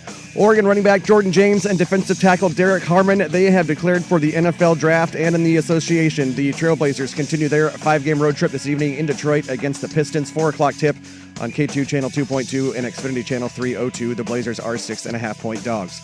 More sports scores and stories in 30 minutes. I'm Jeff Rust at the Fan Sports Desk. Listen live or on demand on the Odyssey app, the Fan's desktop player, or tell your smart speaker to play 1080 The Fan. The Fan is live on YouTube and Twitch. And now, Window Nation brings you on-demand videos. Watch Window Nation's window into 1080 The Fan. Aloha, it's Marcus from the 808. Need some aloha in your day? You need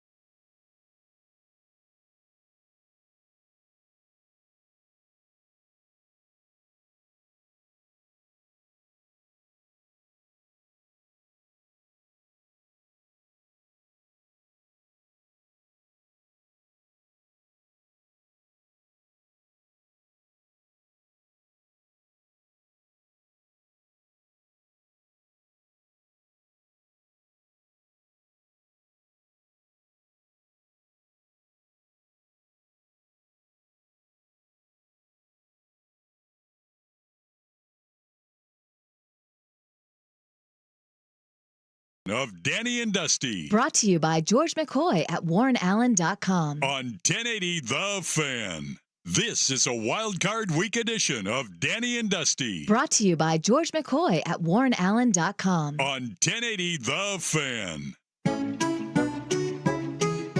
It's time for today's worst day on the web. With Danny and Dusty on Odyssey and 1080 The Fan. Oh, really? That sucks. Shouts to everybody on the Vancouver Ford text line who is asking, are you guys going to talk about this? I debated not talking about it because I don't want to get sued. Yeah, no. So let's preface this with everything. Everything that is going to be stated is allegedly. Yeah, it's pretty crazy, man. Allegedly. And boy, is it allegedly up and down.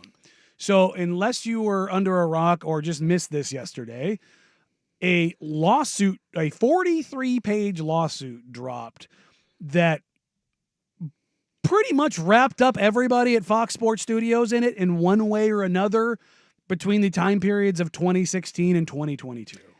Yeah, it's wild.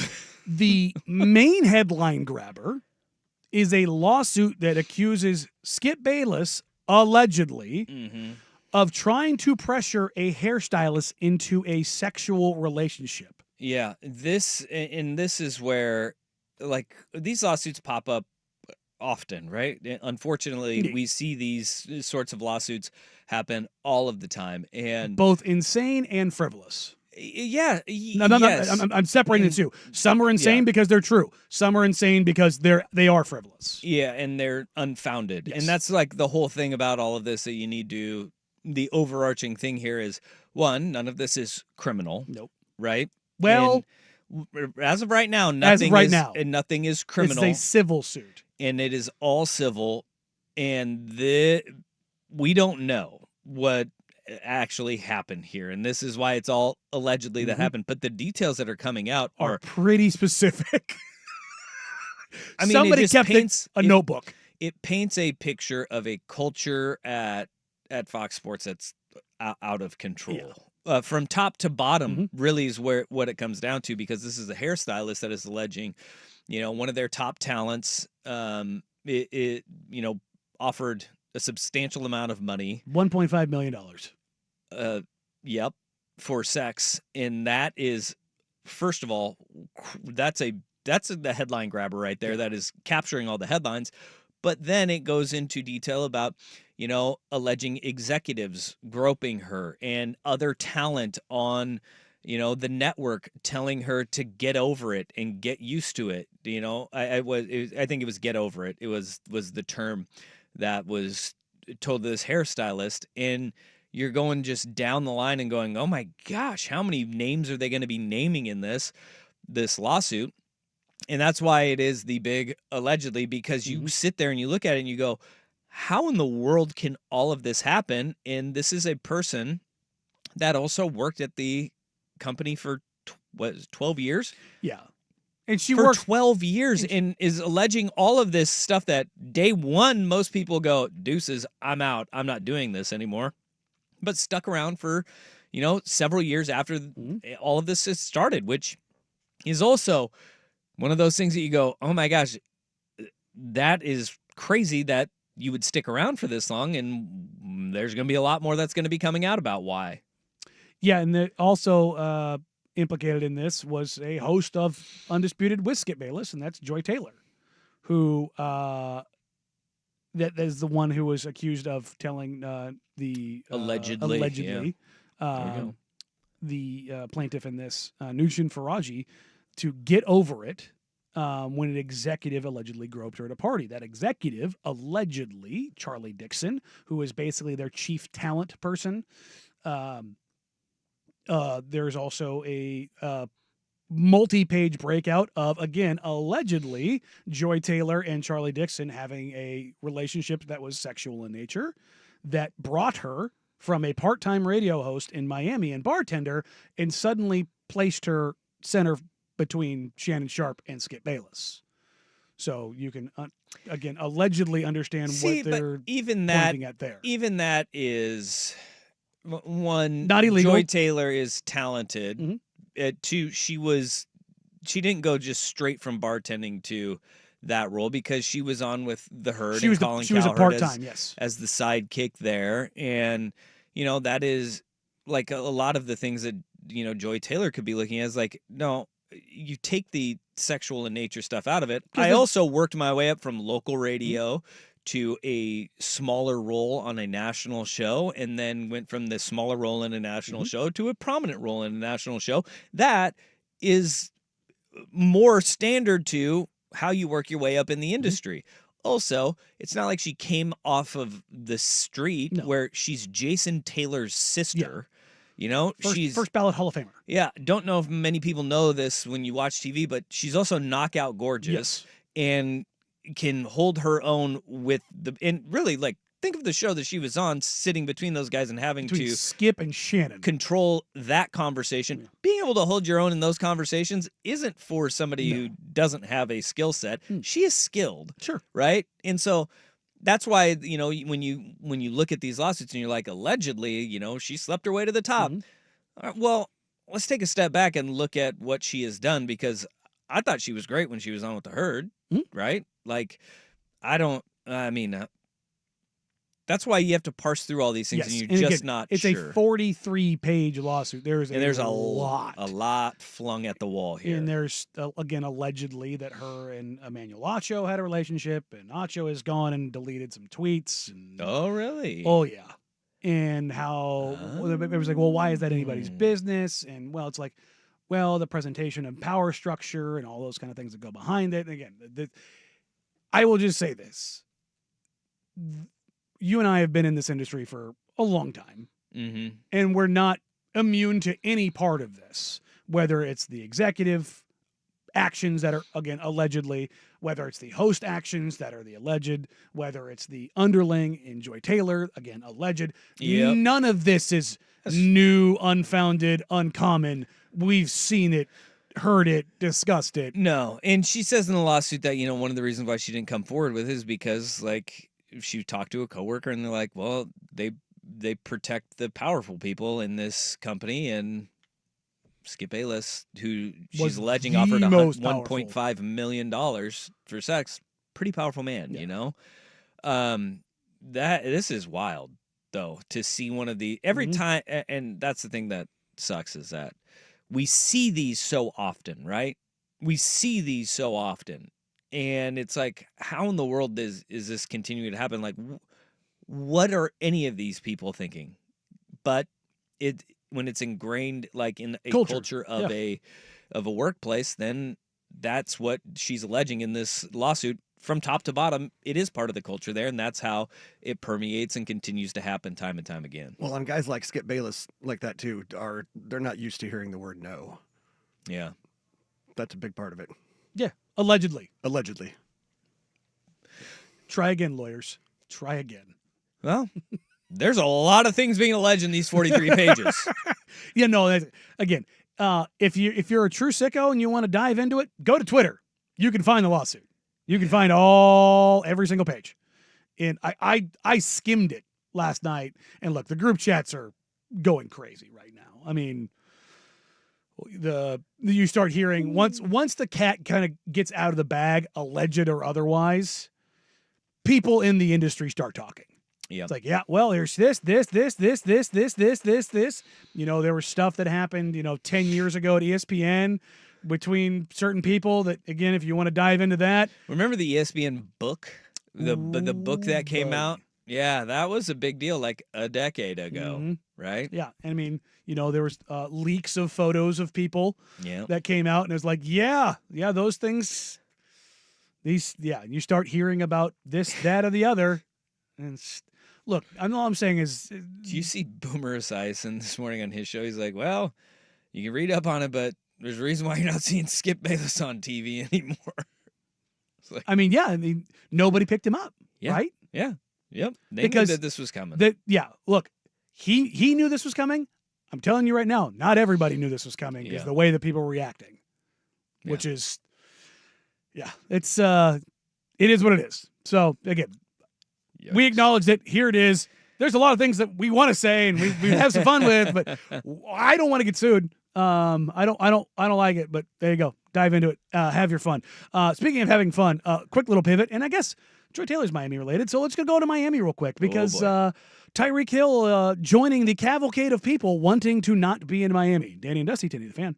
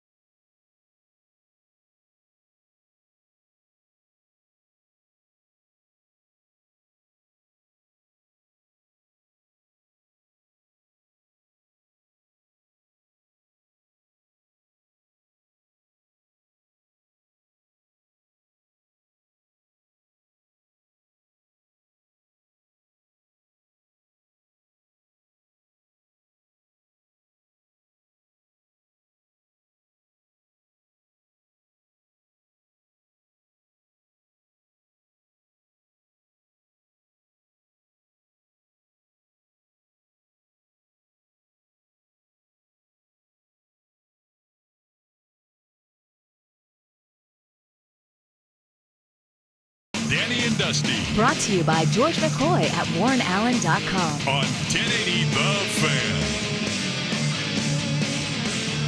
Fan. Last week you were out. You weren't here Friday for the exodus that has become the Miami Heat and Jimmy Butler. Having my fun there. No way. You taking victory laps around Miami? Definitely didn't see this coming. No way. Definitely didn't mention this at all once last year. No way. Go ahead and circle back next year when Jimmy Butler leaves you. Bye. Tyreek Hill joining Jimmy Butler in protesting in Miami. And, they talked to old Tyreek Hill after the game, and he didn't mince words. This is my first time. I haven't been in the playoffs, man. So, I mean, for me, like I said, man, I just got to do what's best for me and my family, dog. If that's here, if that's wherever the case may be, man, I'm finna open that door for myself, dog. As I'm opening the door, like I'm out, bro. You know, so it was great playing here, but you know, at the end of the day, bro, I got to do what's best for, you know, for my career and, you know, what's best. Because I'm too much of a competitor to be, you know, just Does that mean just out there. Mean you thinking about leaving here? If it is, hey, it gets. That's interesting.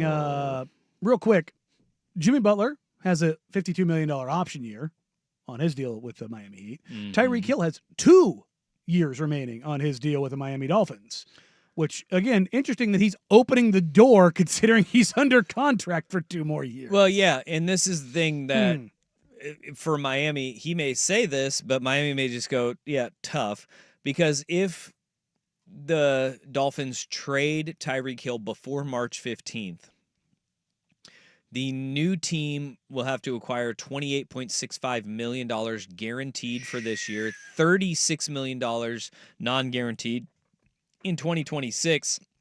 And the Dolphins would have to eat $28.3 million in dead cap next year. They would only save $400,000 if they traded him. He has a $1 million roster bonus coming up on March 14th, which is why you put that in there. This makes it hairy for them to trade him because their next out on the contract isn't until next season. So the only way you trade him is for like a second and a fourth. Otherwise, you just keep him because of the cap hit. I mean, well, I don't know where did you get second and fourth? I don't understand. I'm going for like where he would kind of fit into like what kind of trade you could get for him. Oh, like value wise. I have no idea what like NFL trades. Guys get sent for a 7th round pick. You're like, how? Why? What? But that would make second and fourth, second and fifth, something like that. That would make sense. Nobody's giving him a first. It's just that's not a thing that happens. Not in the NFL, no. And I don't know if he's worth a second anymore. To be quite honest, interesting. But, well, he's 30. Yeah, no, he's a speed receiver that is 30 years old, and there's gonna be a time where it falls off the time cliff. Snaps at those feet real quick. And so you have big bonuses that are going to be in play.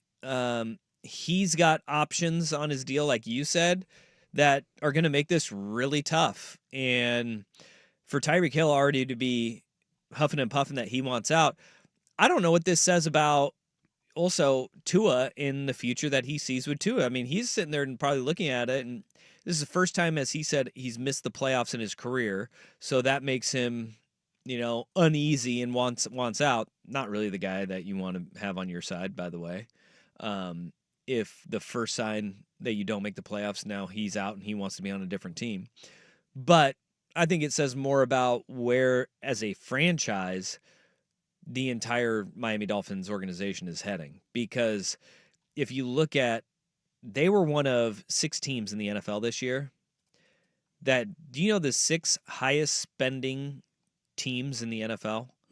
Only one of them made the playoffs. Oh. Made the playoffs. Okay, so one of them is the Browns, right? Made the playoffs, yeah. Are the Giants on there? Cash spending, nope. Okay. The 6 highest. Okay, I knew the Browns were there because of the cash spending, because Deshaun just they are number makes them 2. Be there. So didn't make the playoffs. Who else spent a ton of money in Jags? Jags are 4th. God, who's number 1? Oh, it's easy. they just spend money, and we always go, where are they finding the money to do this? Oh, Niners. Yep, Yeah, San Francisco 49ers. I was thinking won. of bad teams, but it would be the other way around. They are bad. They are 6-11. God, who else didn't make the playoffs that spent Well, money? Miami's in there because we said Oh, they're that's one of true. them. And then you're missing one. Saints? Nope. Same division. It's the Falcons. Oh, wow. Yeah, so the 49ers, Browns went 1-2. The Eagles were third. Money well spent. Yeah. Jags, Dolphins, Falcons go 4, 5, 6. How the hell were the Saints with their cap hell? How are they not in that list? That was cash spending, not cap. Okay, yeah. Okay, that makes sense. Because that's the big that's next there. year. If you take it down a little bit more, Detroit was 7th, Kansas City 8th, Houston was 9th. You want to be at the top, but not the top. And then Chicago was 10th. Yeah. So of those 10, 6 of the 10 didn't even make the playoffs. And that's where, when you said earlier, like draft and develop as opposed to, build through free agency, a lot of those teams went through the free agency route. And that is where you get just absolutely kicked in the groin over and over, like Again, America's Funniest Home Videos. And I'm with you there. I'm not saying you should build through free agency. I'm just saying you can. That the Vikings very clearly showed that you can. Well, in them being in the top 10 shows that no, they do a lot of draft and develop too, because they got guys that are on the cheap because that's total cash spending in 2024. They're doing it largely on the margins. And when one guy goes, like, look, the swap that they made for edge rushers with, Greenlaw. One goes out, one comes in. You do the little swipsy swapsies with Houston, and you get a guy at a little bit better value. Not too shabby. Yeah. It's a fun little exercise to kind of take a step back and deconstruct, which I think is a good place to start hour number 3 with. You were down on the field for the Rose Bowl, and this is your first time back on the air. So let's go ahead and dive back into the game for the Ducks and Buckeyes, but also kind of take a holistic look of what this season was for the Oregon Ducks this season. Coming up in hour number 3 on Danny and Dusty, 10 the Fan.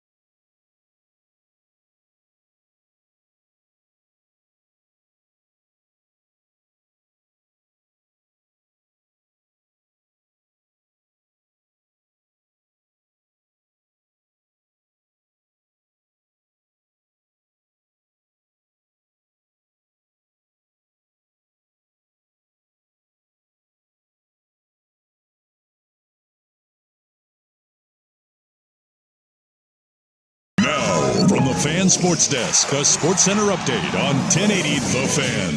This update brought to you by 808 Hawaiian Restaurant. Mixed plates like Grandma used to make. If your grandma were from the Big Island, Woodstock, Burnside, Beaverton, or online at ate-oh-ate.com. First on The Fan, it is Black Monday in the NFL. The Jaguars have fired head coach Doug Peterson, but they're going to hang on to general manager Trent Baalke.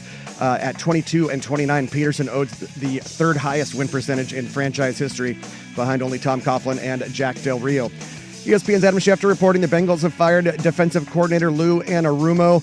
Schefter and Todd Archer are also reporting the Bears have requested an interview with Cowboys head coach Mike McCarthy, whose contract expires next week. The Seahawks decided to part ways with offensive coordinator Ryan Grubb after just one season in Seattle. Packers wide receiver Christian Watson suffered a torn ACL in Sunday's loss to the Bears. Watson is expected to undergo more testing. Oregon running back Jordan James and defensive tackle Derek Harmon, they have both declared for the NFL draft. And on the hard court, the Blazers continue their 5-game trip this evening in Detroit against the Pistons. 4 o'clock tip on K2 Channel 2.2 and Xfinity Channel 302. The Blazers are 6.5-point dogs. More sports scores and stories in 30 minutes. I'm Jeff Rust at the Fan Sports Desk. Listen live or on demand on the Odyssey app, the Fan's desktop player, or tell your smart speaker to play 1080 The Fan. Tired of getting dinged by subscriptions? We won't send you a bill. Portland's sports leader, 1080 The Fan.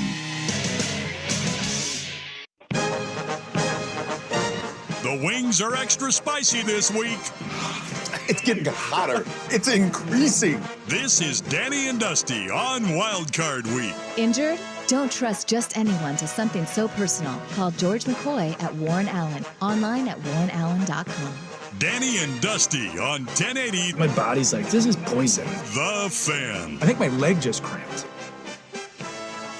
Hour number 3 here on a Monday on Danny and Dusty, whether you're listening on 1080 AM, watching along on youtube.com/1080 AM The Fan, or twitch.tv/1080 AM The Fan. We appreciate you. We love you.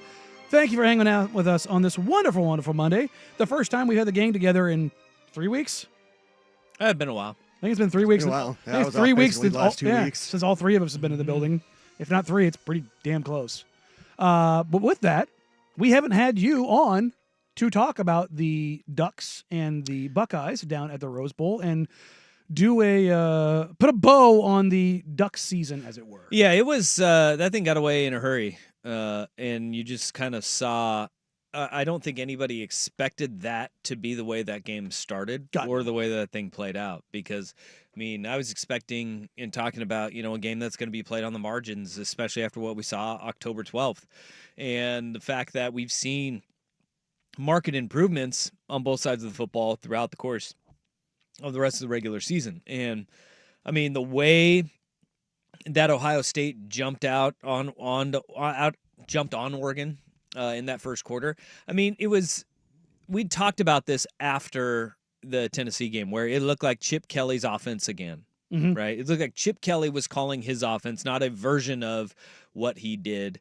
He had grabbed the reins and said, nope, this is mine. And you saw exactly what that looked like from the very first play of the game. I mean, they line up on the first play from scrimmage, and we talked about this in the Tennessee game, right? The way they softened up Tennessee was they were hitting the screen game, and they were using those fog and those smoke screens, and they softened them up. You need to pull the safeties in, and then boom, you replace the safety over the backside with the post, right? Very first play of the game, they fake the bubble screen, and they take the tight end like he's going out to kick out the corner, boom, he's up the sideline, chunk play. On a bubble screen, it's a wrinkle from what they did effectively against Tennessee.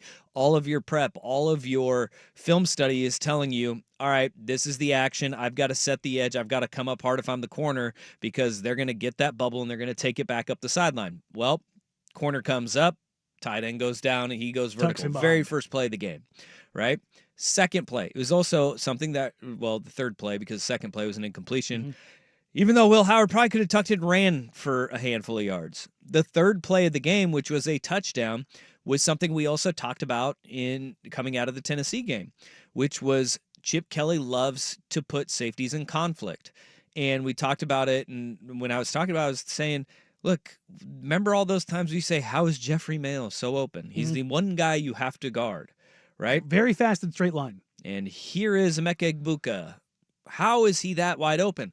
Well, you are pulling a safety up to get Jeremiah Smith, who's on a bender out to the corner, and as the safety commits, Will Howard goes, got him, replace him with the football, and go and throw the ball to a playmaker to make a play early. And then like track speed. From the first 3 plays, it was just like, yep, Chip's back. And we talked about this leading up in that Oregon's offense played flawless on the offensive line in the first meeting. Mm-hmm. Quite literally. Dylan Gabriel was touched flawless. Twice. 2 quarterback hits in the entire game. And I talked about that when I came on for the pregame show, is that like, hey, Oregon's offensive line was flawless. Don't think they need to be flawless, but can you play some version of that? Can you play well enough? Look, Ohio State, to a man, they played a better football game. When Dan Lanning jumped on the sword and he said that it was all on the coaches after the game and that they needed to put their guys in a better position to play and get ready. They did. Sure, they did. But also it comes down to mano a mano, dude for dude. Ohio State was just better on New Year's Day. They were. Where it was the most apparent was their defensive line, which was a non-factor. We didn't hear JT Tuimoloau or Jack Sawyer's name the first meeting in October. At all. They heard him a lot. And then you had guys like, a true freshman, Edric Houston, comes in, and he was number 96. Mm-hmm. He comes in and he generates four pressures. Like guys that their depth was starting to show. Simon at the linebacker was the defensive MVP. He was all over the field, but the guy who was the biggest and most dynamic playmaker and gave the most fits was Caleb Downs, who we knew was the best safety in all of college football last year when he transferred from Alabama up to Ohio State.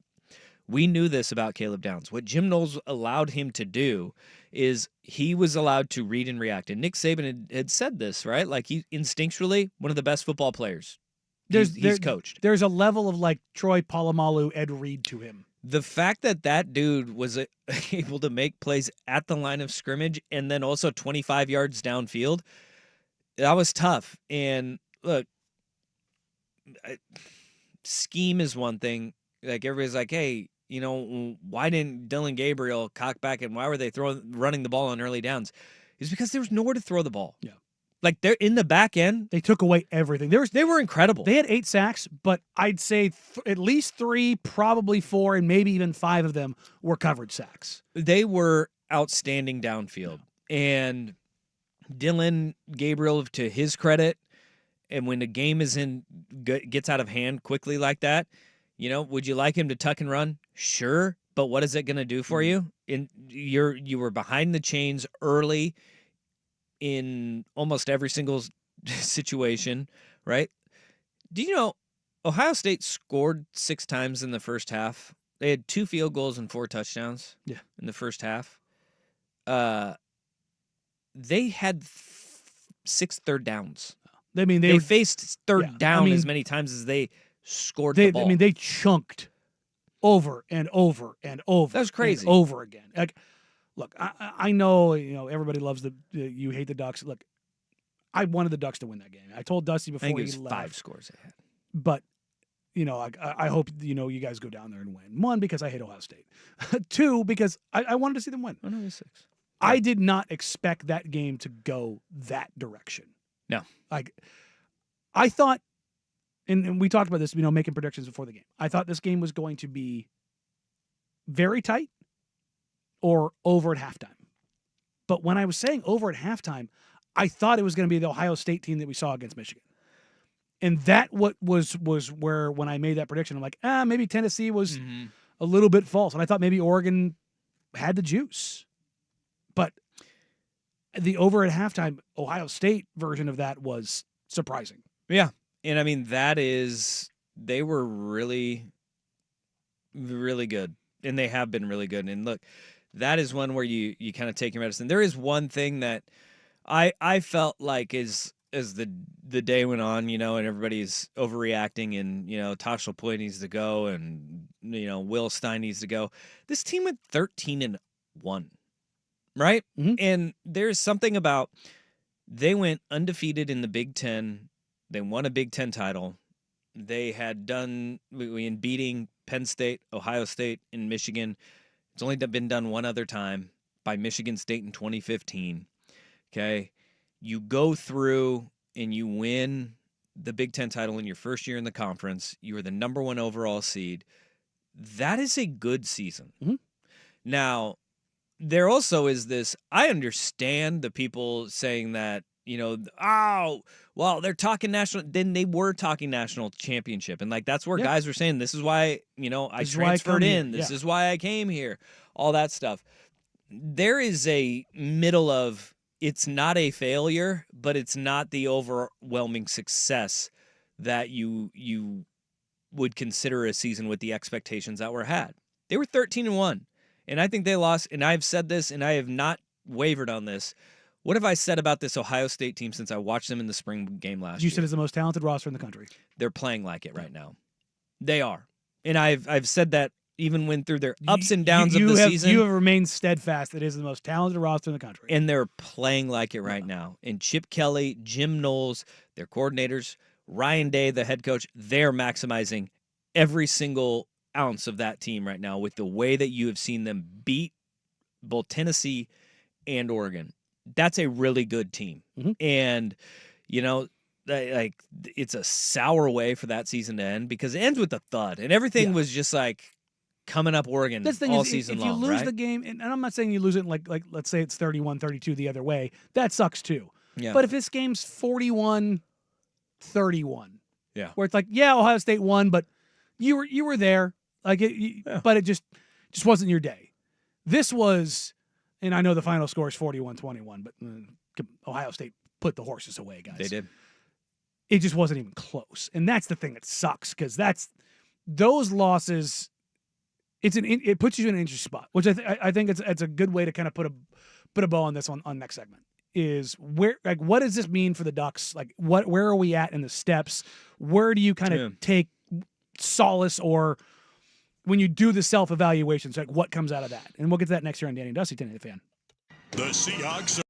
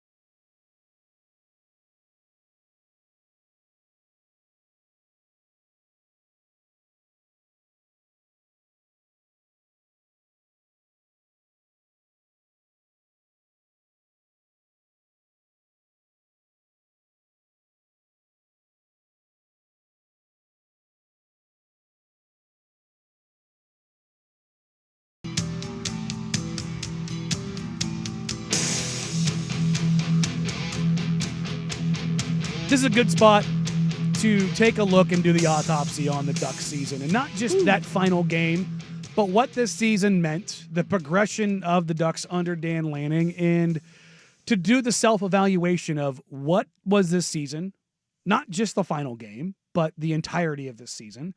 What did you learn from it, and where do they go from here? Yeah, this team has gone through a lot from week one to where they were, and I think what you saw was the evolution starting of Lanning as an experienced coach, right? The first 3 years now 3 complete years under Lanning, like, I think people need to remember that. This was only year 3. And not just year 3 at Oregon, it's his year 3 as a head coach. Now, we saw early on they came out of the gate and with expectations through the roof. Look, it was slow out of the gate. And I don't think anybody would have, after that Boise State game, said you're looking back on a year that ended 13-1 and undefeated in conference play and, the Big Ten champions. Like that, because of the way that it started. You saw over the course of the year, Oregon shored up some things.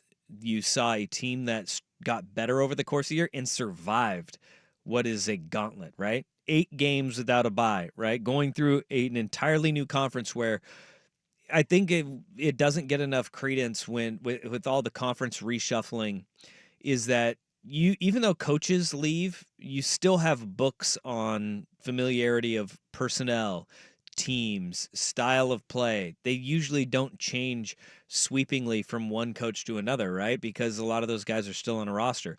Well, Oregon came into a brand new conference and they had to learn everything from scratch, right? From unfamiliarity of, travel when you go on the road to, those are small things, right? That don't affect you on the field, but they went through 13-0 unscathed. That's a good year. Yeah. That is a really good year. I think where the lump is going to be at, or the bump in the road for Oregon is, look, this was the number 1 overall seed in a playoff that's been widely criticized. Like when Nick Saban is saying things like, if I'm an Oregon fan, I'd be in my mom's basement, firing off, how we got screwed by the playoff committee. When Nick Saban is saying things like that, there's going to be a really hard look at what the playoff is going to look like moving forward. But the reality of it is, and this is something that was consistent with Lanning throughout the preparation for Ohio State, is if you're going to win, you're going to beat good teams. Yeah. Right? You're going to have to get past a team like that at some point. And whether it's now or whether it's later, you were going to have to get past that buzzsaw that was Ohio State. They didn't do it, right? And now it becomes every coach that has gotten over the hump has addressed whatever it is that bugaboo for this year. Last year, that bugaboo was Washington, right? I mean, you can look at this season and you can say, if Ohio State or Penn State win the national title, you went 13-1 and you beat the national champ. Yeah. At some point during the season. Well, how do you do it when it matters the most, right? And that's what all of these coaches are looking for. And you look at a guy like Kirby Smart, right? He had to go through this with Alabama. All right, if I can get him once, how do I get him again? Yes. And how do I get over that hump? And when the stakes are even higher, that's why you got to look at it and say, this is a 3rd year under Dan Lanning. The roster is going to turn over. It'll look a lot different. Guys like Jordan James, Derek Harmon, Tez Johnson all declaring for the draft today. Dylan Gabriel. Well, yeah, but no, those 3 just declared today for the draft. Like Dylan Gabriel's going to be gone. Jordan Birch is going to be gone. Like Jabbar Muhammad. There's going to be a lot of new faces that are coming in. But this is where you're going to start seeing Lanning's recruits come in, because I think that's something that people also need to, those that have criticized the way that Oregon has built this team through a portal.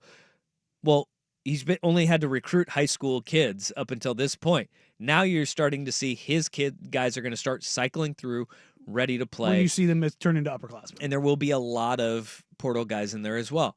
But this roster has been built and has started to stack recruiting classes to where, all right, now it's get to the playoff, win a playoff game. The reality of this season, though, for everybody that is disappointed or somebody that wants to take victory laps on it for falling short of the national title, they went 13-0 in Big Ten play. Like that is, and it's pretty clear that the Big Ten was the best conference in the country this year after seeing what the SEC didn't do in bowl season. And it's not like they didn't play any of those teams because 2 of the 4 that are remaining, they were on that schedule at some point and beat them.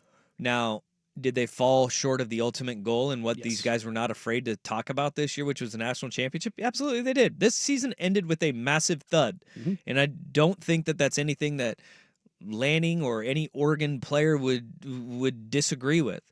But it was a great third-year building block where I think every year we've seen it start to escalate a little bit more for Dan Lanning and his staff. There's been like a level of growth, and we talked about this on Thursday or Friday.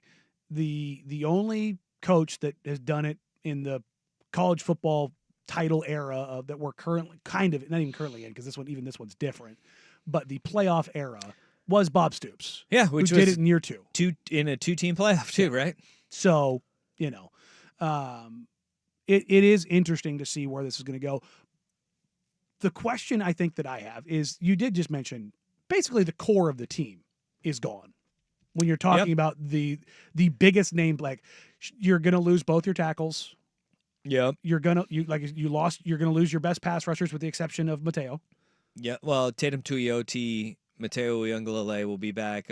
Amari Washington. Well, and look, who the hell knows with the transfer portal too, right? And that's what I was just going to get to, is like, what does this look like in the next version? And the Ducks have caught lightning in a bottle in their last two quarterbacks, which is the most important position in all of sports, that quarterback spot. Is it in-house? Do they go to the portal? And I think that's an interesting thing to kind of see what comes out of this. And right now, I think it is going to be in-house. I mean, whatever in-house looks like, right? Is in-house because they've Austin recruited. Novosad? Is it Dante Moore, who was committed to Oregon, goes to UCLA, back says to Oregon. nope, sits for a year, redshirts for a year, which you want to talk about the world of NIL where guys are just chasing That's uncommon. And going for it. He's like, all right, I went through it. I got beaten to the ground. Now I want to learn, develop, grow.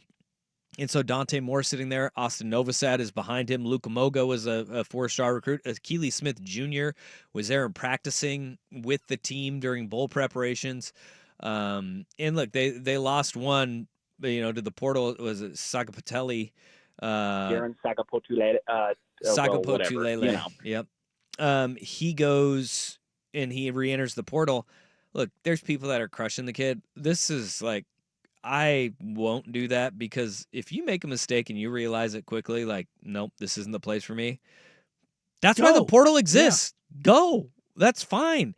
And there was the quote from ESPN that was attributed to him and said that he didn't feel like he was, a main focus for them. If that's how you feel, good on you. Go be really the main focus. Yeah. Go do that. Go find somewhere where you can play early. But it told him he didn't feel like he was going to be a guy who's going to play early. Look, I'll say the cautionary tale here is that Malachi Nelson did the exact same thing at USC and then went to Boise State. Yeah. And then he left Boise State, and now he just transferred to UTEP. Yeah. So, but that is understand the things that are out there for you. I'm not going to sit there and just be like, yeah, what?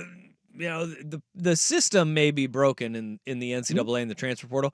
There's nothing they can do about that. No. But if a guy doesn't want to be there, what do you want? What do you want to hold him honestly, hostage? Yeah, that's the best part about the transfer portal to me, is that it's not good for either one of you if somebody doesn't want to be there. Yeah. You know what I mean? Like, I think there is value. And look, my co-host on the program podcast, Cole Lennon, he tells a really good story this week about, Mike Bellotti essentially telling him, no, you're not going home. You're not. And there are valuable lessons you can learn in going through that struggle. And I think you absolutely 100% can. No doubt about it. But if you have a guy who's in a week is like, I don't want to be here, then don't. Let him go. Then don't. Let him go. Right? That's an easy one. It's pretty because simple. they can become a cancer just as quick as they can become a guy who turns into a valuable piece for you and works through some stuff. So, the building has to continue, and that's the thing. You mentioned there's a lot of key pieces from this Oregon team that are going to be gone. I think one guy to keep an eye on is what Tosh Lapoy said the week of the Rose Bowl, and this could be a massive development because it's a position group that we had our questions about heading into this year. they played very well as a unit, but are going to be taking some massive losses. Without Jeffrey Bassa and potentially Bryce Betcher, that linebacking core looks a lot different. But if Bryce Betcher can get that 5th year, let's say that's going to go to a ruling, right? Yeah, in the NCAA, there was right after Lapoy said that, there was a report that came out that the NCAA just may allow guys to play 5 years no matter what. Which, whoa, no way! But if he gets a 5th year and he's back on the roster next year, that alleviates a lot of the stresses, because that dude became a dude for Oregon this year. And the whole idea of the NCAA, we've seen this now. They're just going to roll over and show their belly when it comes to lawsuits. Yeah, because they're a good boy. Why spend money going to court, getting your butt handed to you? Yep. So, coming up next, the Portland Trailblazers win a road game and get one from Damian Lillard yet again in the Milwaukee Bucks. Also, they are 30 days away from the NBA trade deadline. Where do the Trailblazers and the NBA sit? But first, here's the Big Kahuna with a Sports Center update. I hear they got some tasty burgers. This is a Wild Card Week edition of Danny and Dusty. Brought to you by George McCoy at WarrenAllen.com. Now, from the Fan Sports Desk, a Sports Center update on 1080 The Fan. This update brought to you by Vulcan Design and Construction. Check out their award-winning outdoor living designs or schedule your free design consultation at vulcandc.com. First on The Fan, it is Black Monday in the NFL. The Jaguars have fired head coach Doug Peterson, but they're going to hang on to general manager Trent Baalke. Jacksonville finished 4-13 this season. They've lost 18 of their last 23 games. At 22-29 in Jacksonville, Peterson owns the 3rd highest win percentage in franchise history, behind only Tom Coughlin and Jack Del Rio. The Seahawks have decided to part ways with offensive coordinator Ryan Grubb after just one season in Seattle. ESPN's Adam Schefter reporting the Bengals have fired defensive coordinator Lou Anarumo. Schefter and Todd Archer reporting the Bears have requested an interview with Cowboys head coach Mike McCarthy, whose contract expires next week. Packers receiver Christian Watson suffered a torn ACL in Sunday's loss to the Bears. He is expected to undergo more testing. Oregon running back Jordan James and defensive tackle Derek Harmon have both declared for the NFL draft. And in the association, the Trailblazers continue their 5-game road trip this evening in Detroit against the Pistons. 4 o'clock tip on K2 Channel 2.2 and Xfinity Channel 302. The Blazers are 6.5-point dogs. More sports scores and stories in 30 minutes. I'm Jeff Rust at the Fan Sports Desk. Listen live or on demand on the Odyssey app, the Fan's desktop player, or tell your smart speaker to play 1080 The Fan. The Fan Merch Locker has a new long-sleeve tee and hoodies in your favorite college colors. Get yours now at 1080thefan.com. Hey, it's Dusty. Victor Rico's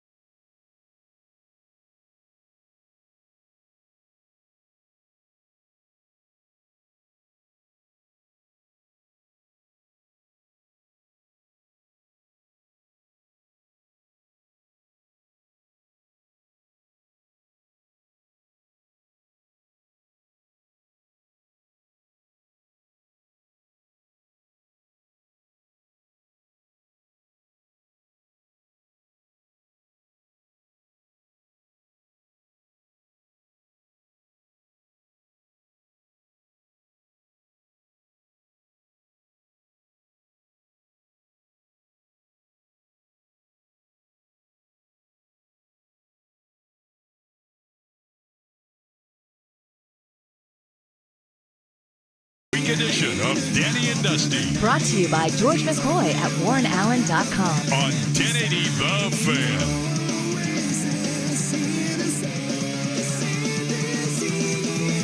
Portland Trailblazers in the midst of a 5-game road trip, falling to the Los Angeles Lakers, and then heading, as one does, from L.A. to Milwaukee. Yo! Your very standard NBA road trip. Yeah. It was an ugly game, but a fun game. Yeah. It was actually, no. That was a beautiful game for the Blazers because when they win, it should against a good team. It doesn't hurt them. It should be ugly. Yes. It should be ugly. And it was an ugly game, and you want to drag them into deep water, and that's how you're going to win games with a roster that's not as talented. Yeah, and that's exactly what they did. So I thought it was beautiful. No, it was. I thought it was. I genuinely thought it was good basketball. Number one, because Zach Zarba was the lead officiating ref on that game, and they decided to all take their whistles collectively and put them in their pockets. The Milwaukee Bucks shot 9 total free throws. The Blazers 13, and that's with some hack-a-shacks at the end. And as a heads up, Giannis shoots 11 a game on the season. So the foul grifting went out, and here's the recipe for success was this. Anthony Simons got dumb hot, had, 25 in the second half. Beyond that, they made Giannis a volume scorer. Dame was limited, and the Bucks didn't march to the free throw line. Mm-hmm. That was basically it. And the game being more physical allowed the Trailblazers to play a brand of basketball that is more conducive to how they play, which is pull them into the muck and grind it out, turn it into a rock fight. Yeah. And I thought you saw, again, you continued to have another good game from Denny Avdia, who had 19, 14, and 4. It's a second consecutive game of 19 points, 10 or more rebounds, and 4 more assists. Over his last 6 games, he's averaging 20 points, 8 boards, 4 assists. Yeah. Really good. Woo. Whoa. And for everybody freaking out about them winning too many games, Jeff, how do we feel? Panic meter. Jeff Russ, panic meter. Go. Oh, was that a real? What end did that come out of? Boy, I would have had to stand up real fast for that one. Just so we're clear, the Utah Jazz have been winning games. I don't know if you've noticed this. They also play the New Orleans. What they did the Miami Heat? You hate to see it. Also, the Utah Jazz play the New Orleans Pelicans twice coming up. Ooh, the Yaz Pelicans. So somebody's got to win game. Yeah, look for an evening of the standings. Yeah, but what do we do with Toronto, Charlotte, Washington? What do you mean? They're all three of those are really bad, and they're not winning games. Yeah, I watched Toronto play because I wanted to watch because I'm a sicko. Toronto, Orlando the other day. Yeah, because Orlando's been winning games without Franz and Paulo. Sure. And I was like, let me see what they're doing. Look, the Pelicans are bad because they're bad and injured and defunct. The Raptors are bad because they're just bad. They're just a bad basketball. Well, the Hornets have lost 10 in a row, and they're starting to roll out at least it was competitive. They lost 10 straight. Yeah, and the thing is, they're based on net rating, they are projected to win 4 more games than the Blazers. Still. Yikes, dog. So as the schedules kind of start to even out, the Blazers had the 5th toughest schedule remaining for the rest of the NBA. Well, that net rating, they're already +3 in the net rating, right? They've won 3 Blazers. They've already won 3 more games than they're supposed to have won. 4.3. 4? Yeah. Okay. So again, so they're now at 12 wins, and you're talking about the worst teams in the NBA are Washington, Charlotte, New Orleans, 6, 7, 7. Toronto at 8, Utah at 9. I would imagine there's going to be some pretty egregious tanking, which is a nice segue into the trade deadline. So I made some phone calls this weekend, talked to numerous executives around the league, and this is what I got time and time again. Boy, does this CBA suck something fierce. And they were all like, it's not that we don't want to make moves, is that if we make move A, we can't make B, C, or D. And you're running into a lot of teams who are saying, this CBA needs to be revisited. The aprons need to go. This is too prohibitive. And in talking to people around the league, there is a very clear understanding that the second that the CBA can be revisited, it will. And they will make pretty substantial changes because the implications of the first and second apron are just too prohibitive. Now, the owners are still going to try to find a way to have some quasi-hard cap. And it may just end up being a hard cap. That might end up being the thing. Where it's just, we're going to have a hard cap, and this is what it is. And if you somehow exceed it because of X, Y, or Z, it's going to be financially punitive to the point of you better only be here for a year. Because if not, it's going to cost you $500 million. So let's see what kind of happens out of that. Now, that being said, there's a belief that, number one, the Jimmy Butler trade is going to happen relatively soon. Yeah, well, by this, the way he sounds, yeah. There's two different worlds that exist. The Heat trade him before or at the deadline, or they wait until the offseason to do a sign and trade. But does Jimmy Butler, you have to worry about Jimmy Butler opting into his $52 million option and when that happens and all those things. And, it's Jimmy holds some of the cards here in that vein, right? Now, the other part of this is the Heat probably aren't going to get anything for Jimmy. It's just not going to happen because of those aprons. The teams that are over in the apron level, teams can't aggregate salaries to go get him. So that limits some of the teams already out of the gate that can't trade for him. Okay, now you get into the teams that can only go X percentage to match. Now you hear teams like Milwaukee, Memphis, Phoenix, Houston. I've been told by pretty much everyone that the Warriors are out as it pertains to Jimmy Butler. I still believe that the two most likely landing spots for Jimmy or I should say three, are Memphis, Houston, and Phoenix. Those are the ones that I keep falling back on. So somebody else somehow. So Jimmy Butler, if Bradley Beal waives his no-trade clause? Which I've been told by multiple people that Bradley Beal would waive his no-trade clause for Miami, which, duh. Where do you want a vacation, dude? Phoenix or Miami? Either one's fine. He doesn't want to get sent to, when Beal got dealt to the Suns, the Bucks did look around Beal before getting to Dame because they didn't think about how different machinations would work, right? So that was something, and Beal also said no to going to Milwaukee because it's Milwaukee and he has a no-trade clause. Now, so Jimmy Butler does not have a no-trade clause? No, Bradley Beal is the only player in the league with one. His agent, great job. Now, the reason I'm talking about Butler is not just to laugh at Miami Heat because suckers told you, but you wonder if that does work as a trigger if somehow one of the teams with another big salary needs to move something somewhere else. And that's like, does a Levine get moved along the side? Does a Michael Porter Jr. get moved along the side? Does a Brandon Ingram get moved along the side? Because if one of those deals goes, does that where Portland finds themselves getting Jeremy Grant in a deal? Yeah, I don't like what you've said because all this sounds like is that this means that there will be very little movement for the Portland Trail Blazers. I don't think there is going to be much movement. I think and that to me, and we can blame the CBA, but we knew what the CBA was going to be. Nobody knew it was going to be this prohibitive. Just the language in it. That's been the same message that I've been told from everyone. In the last CBA there was loopholes. You could find certain things to do. This one, they button that stuff up, man. That's basically what it's come back down to. For the Trailblazer side of things, they're not going to give Jeremy Grant away for less than they value him. They're not going to trade him for a fake first. They're just not.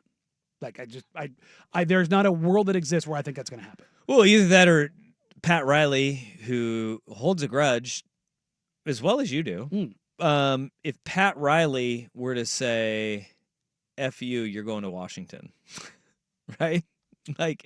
And we are to just send a message to Jimmy Butler. Sure. If you find that organization, but I don't think that organization makes that move because Jimmy's deal is expiring. Yeah. And wherever he goes, he's going to get an extension. So that's, again, where Jimmy kind of holds the leverage here. That's great for Jimmy Butler. It is. It's a fantastic place to be because he is able to stand on nearly even ground with Pat Riley, which nobody has ever done. Not LeBron James, not Dwayne Wade, not Shaquille O'Neal. I think one thing that is head-scratching and kind of sucks is this all comes, like you're talking about the prohibitive nature of the collective bargaining agreement right now for trades is that, this comes on the heel of that Ant and Jason Quick. Yes. Right? Where you're starting to hear his frustrations. And that's one thing that we have talked about. Chauncey Billups has done a really good job of keeping guys that active and engaged and want to be here. You read some of those quotes and it's like, oh boy. Yeah, no. I don't think he, I have not you hear minced things words like that. about his frustrations this year. I talked about it when he made the first comments with the exit interviews. Well, that's a slippery slope there. And then I said this then, and I'll say it again now. If Anthony Simons wanted to be traded this summer, he could have asked out. He did not ask out. Yep. Now, do I think Ant is open to the idea of being dealt? Yeah. Yeah, I do. Yeah. I don't know how you could read that and not come away with that. Yeah. Now, but it also, and he said it explicitly in the interview with Quick, he's not a guy who's going to demand a trade. Yeah. So does that mean he's going to get moved at the deadline? No, because the Blazers have not shopped Anthony Simons. That's not something that's happened. Teams have called about him in the past, but again, talking to executives around the league, I did like a quasi straw poll of like, what's the median line of contracts that teams are just like staying away from? Basically anything over $20 million. Because he's of at 25 and then 27 next year. But it's not the idea that he's not worth that. It's when you make deals of with money that much, with where teams are in relation to the apron, it's difficult for teams to get it done. Mm-hmm. And you get these teams that like the Nets that are weirdly enough kind of prioritizing cap space. And it's like, why? What are they trying to do? Like, are they trying to do another Kevin Durant, Kyrie Irving situation? Or are they willing to take on bad money? Because the thing is, going forward, almost no team wants to be anywhere near bad money. Well, and that's where you think of everything that you're kind of outlining and saying is that the NBA is trending more towards tradable assets being a thing of the past and free agency being where teams have to operate and you have to win is in free agency, which and contracts coming down. Contracts will be coming down, but that's not the sign for small market teams that we hoped it would be. This would actually help smaller market teams be able to move guys on in season and in the off season. Yes and no. The thing about that makes it a little more interesting in the sense of if a team does have cap space, it's no longer about, well, I need the Lakers to have cap space or I need the Knicks to have cap space. What if they just don't? And now all of a sudden you do have to take a deal in a small market because they're the ones that have cap space. Mm-hmm. So that's kind of like where I think some of this is headed in a sense.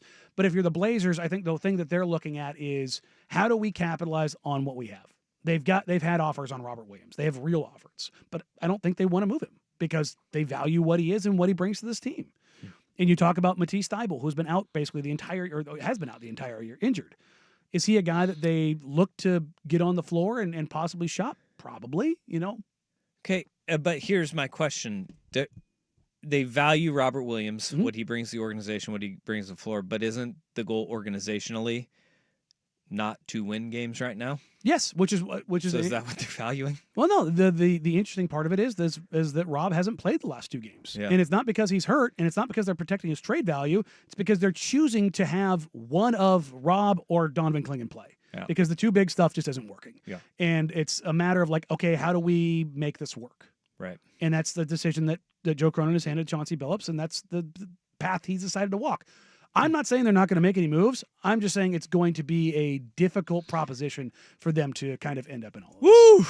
And it's not just them, it's the entire league. Yeah. So, as this, we'll put a nice little bow on today's show when we get back here on Danny Dusty, Timmy the Fan. It's time for a Blazers Report on the Fan. The inside story on the Portland Trail Blazers. Brought to you by Aztec Willie's Taqueria. The Portland Trail Blazers continue on their road trip tonight, taking on...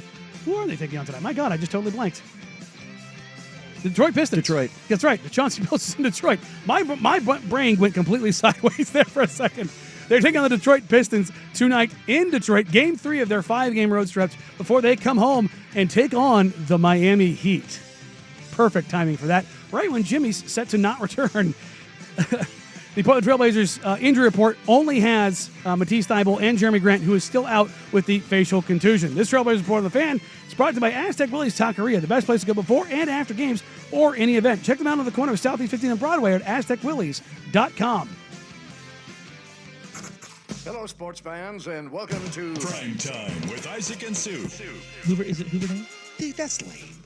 Well, look, Mormons are lame, but they're not that lame. No one's good. No Mormon's like, hey, kids, where do you want to go? The dam. I beg to differ.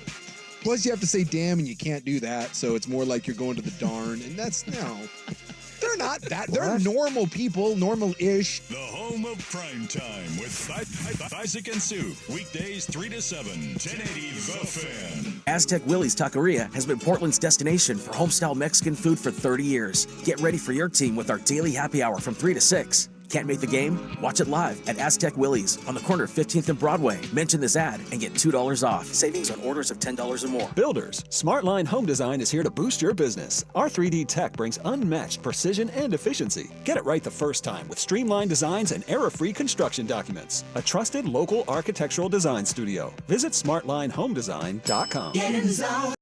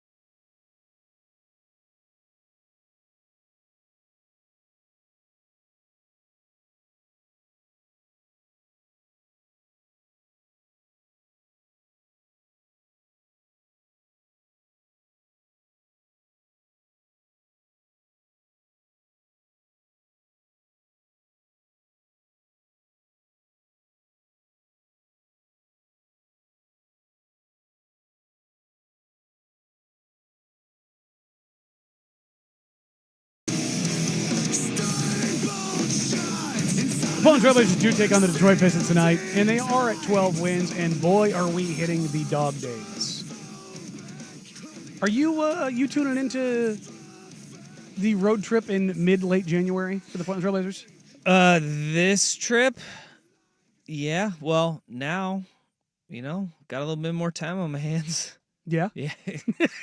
A little bit more. Football season is over, so it's officially basketball season? Well, tonight we have FCS National Championship game. Montana State. North Dakota State. North Dakota State. Let's go. Bison Bobcats. All right. Giddy up, Buttercup. Haven't seen that matchup before. No. So, yeah, I will be watching Blazers and Pistons. Oh, okay. I thought you were going to watch a little. No, I will be. Dual screening? Kidding me? Yeah, I'm going to watch that. But look, I've got time to love both equally. Look, I'm gonna give Jeff Rust a little cause for concern here. Okay. The Blazers' next three opponents are the Pistons, the Pelicans, oh boy, and now the Luka and Kyrie-less. Yeah, 1 to Dallas 2 Mavericks. weeks without Kyrie, and then they play the Miami Heat, their first game back without Jimmy Butler, and then the Brooklyn Nets. We need to. I think those Brooklyn Nets are exactly a half game better than Portland right now. The Blazers might need to see some knee tendinopathy. I don't like it. Look, if they go on a little bit of a streak here, I will enter into they're winning too many games.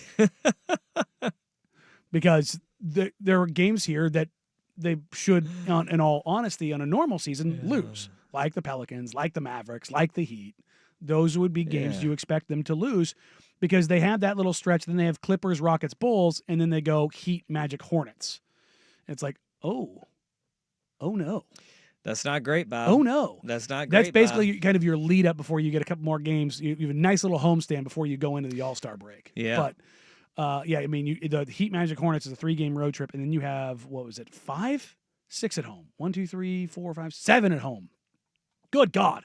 They have a 7-game homestand leading into the All-Star break. That's a lot of home games. And some bad teams coming up. Rust is going to be all over this. Rust is going to be so mad if the Blazers peel off a couple, which could happen tonight. Because you get the Phoenix Suns have benched Brad Beal and Yusuf Nurkic, so they play the Suns twice. Yeah, because of they suck. Locker room issues. They're struggling. They are in an absolute skid. So remember, it could always be worse. Jimmy Butler will pull them out of it. Yeah. If not, he'll fight them all. Which would be just as hilarious. Be funny. Yep. All right. Hey, by the way, I think my rooting interests are squarely in Montana State's corner right now. Oh, we're going against each other. Oh, you're going North Dakota State? Come on, man. 5 Oregonians. Come on, man. That's not like a slam dunk. This is 5 Oregonians playing for Montana State. There you go. You got a couple of them from Central Catholic, West Salem, Lake O. You got some Oregonians on that team, so I'm going to go ahead and I'm going to say, go Cats, beat the Bison. I got a lot of friends at North Dakota State. So. Okay, I got none at Montana State. There you go. But go Cats. Oh, babe. I just go with whatever team has more local guys. That's fair. Montana State, that's the one in Bozeman, right? That is Bozeman. Okay. That is Bozeman. The Grizz are in Missoula. Don't get those confused when you go there. Yeah. Don't get those confused when you go there. Great bars in Bozeman. Been there a couple of times. That was the one you said there's one there has a bunch of stuff on the wall? No, that's Butte. Butte is not great. Butte is not a Butte. It is not. It's more like Bud. Dug a city out of the side of a mountain. We're like, here it is. And Danny's right. It is more like Bud. 100%. Yeah. 100%. All right. That does it for us today. Up next, you got 4 hours of power from their mouths to your ears. Prime time with us getting souk. Have a great Monday, everybody. We'll see you Tuesday from noon to 3 right here on The Fan. Bye.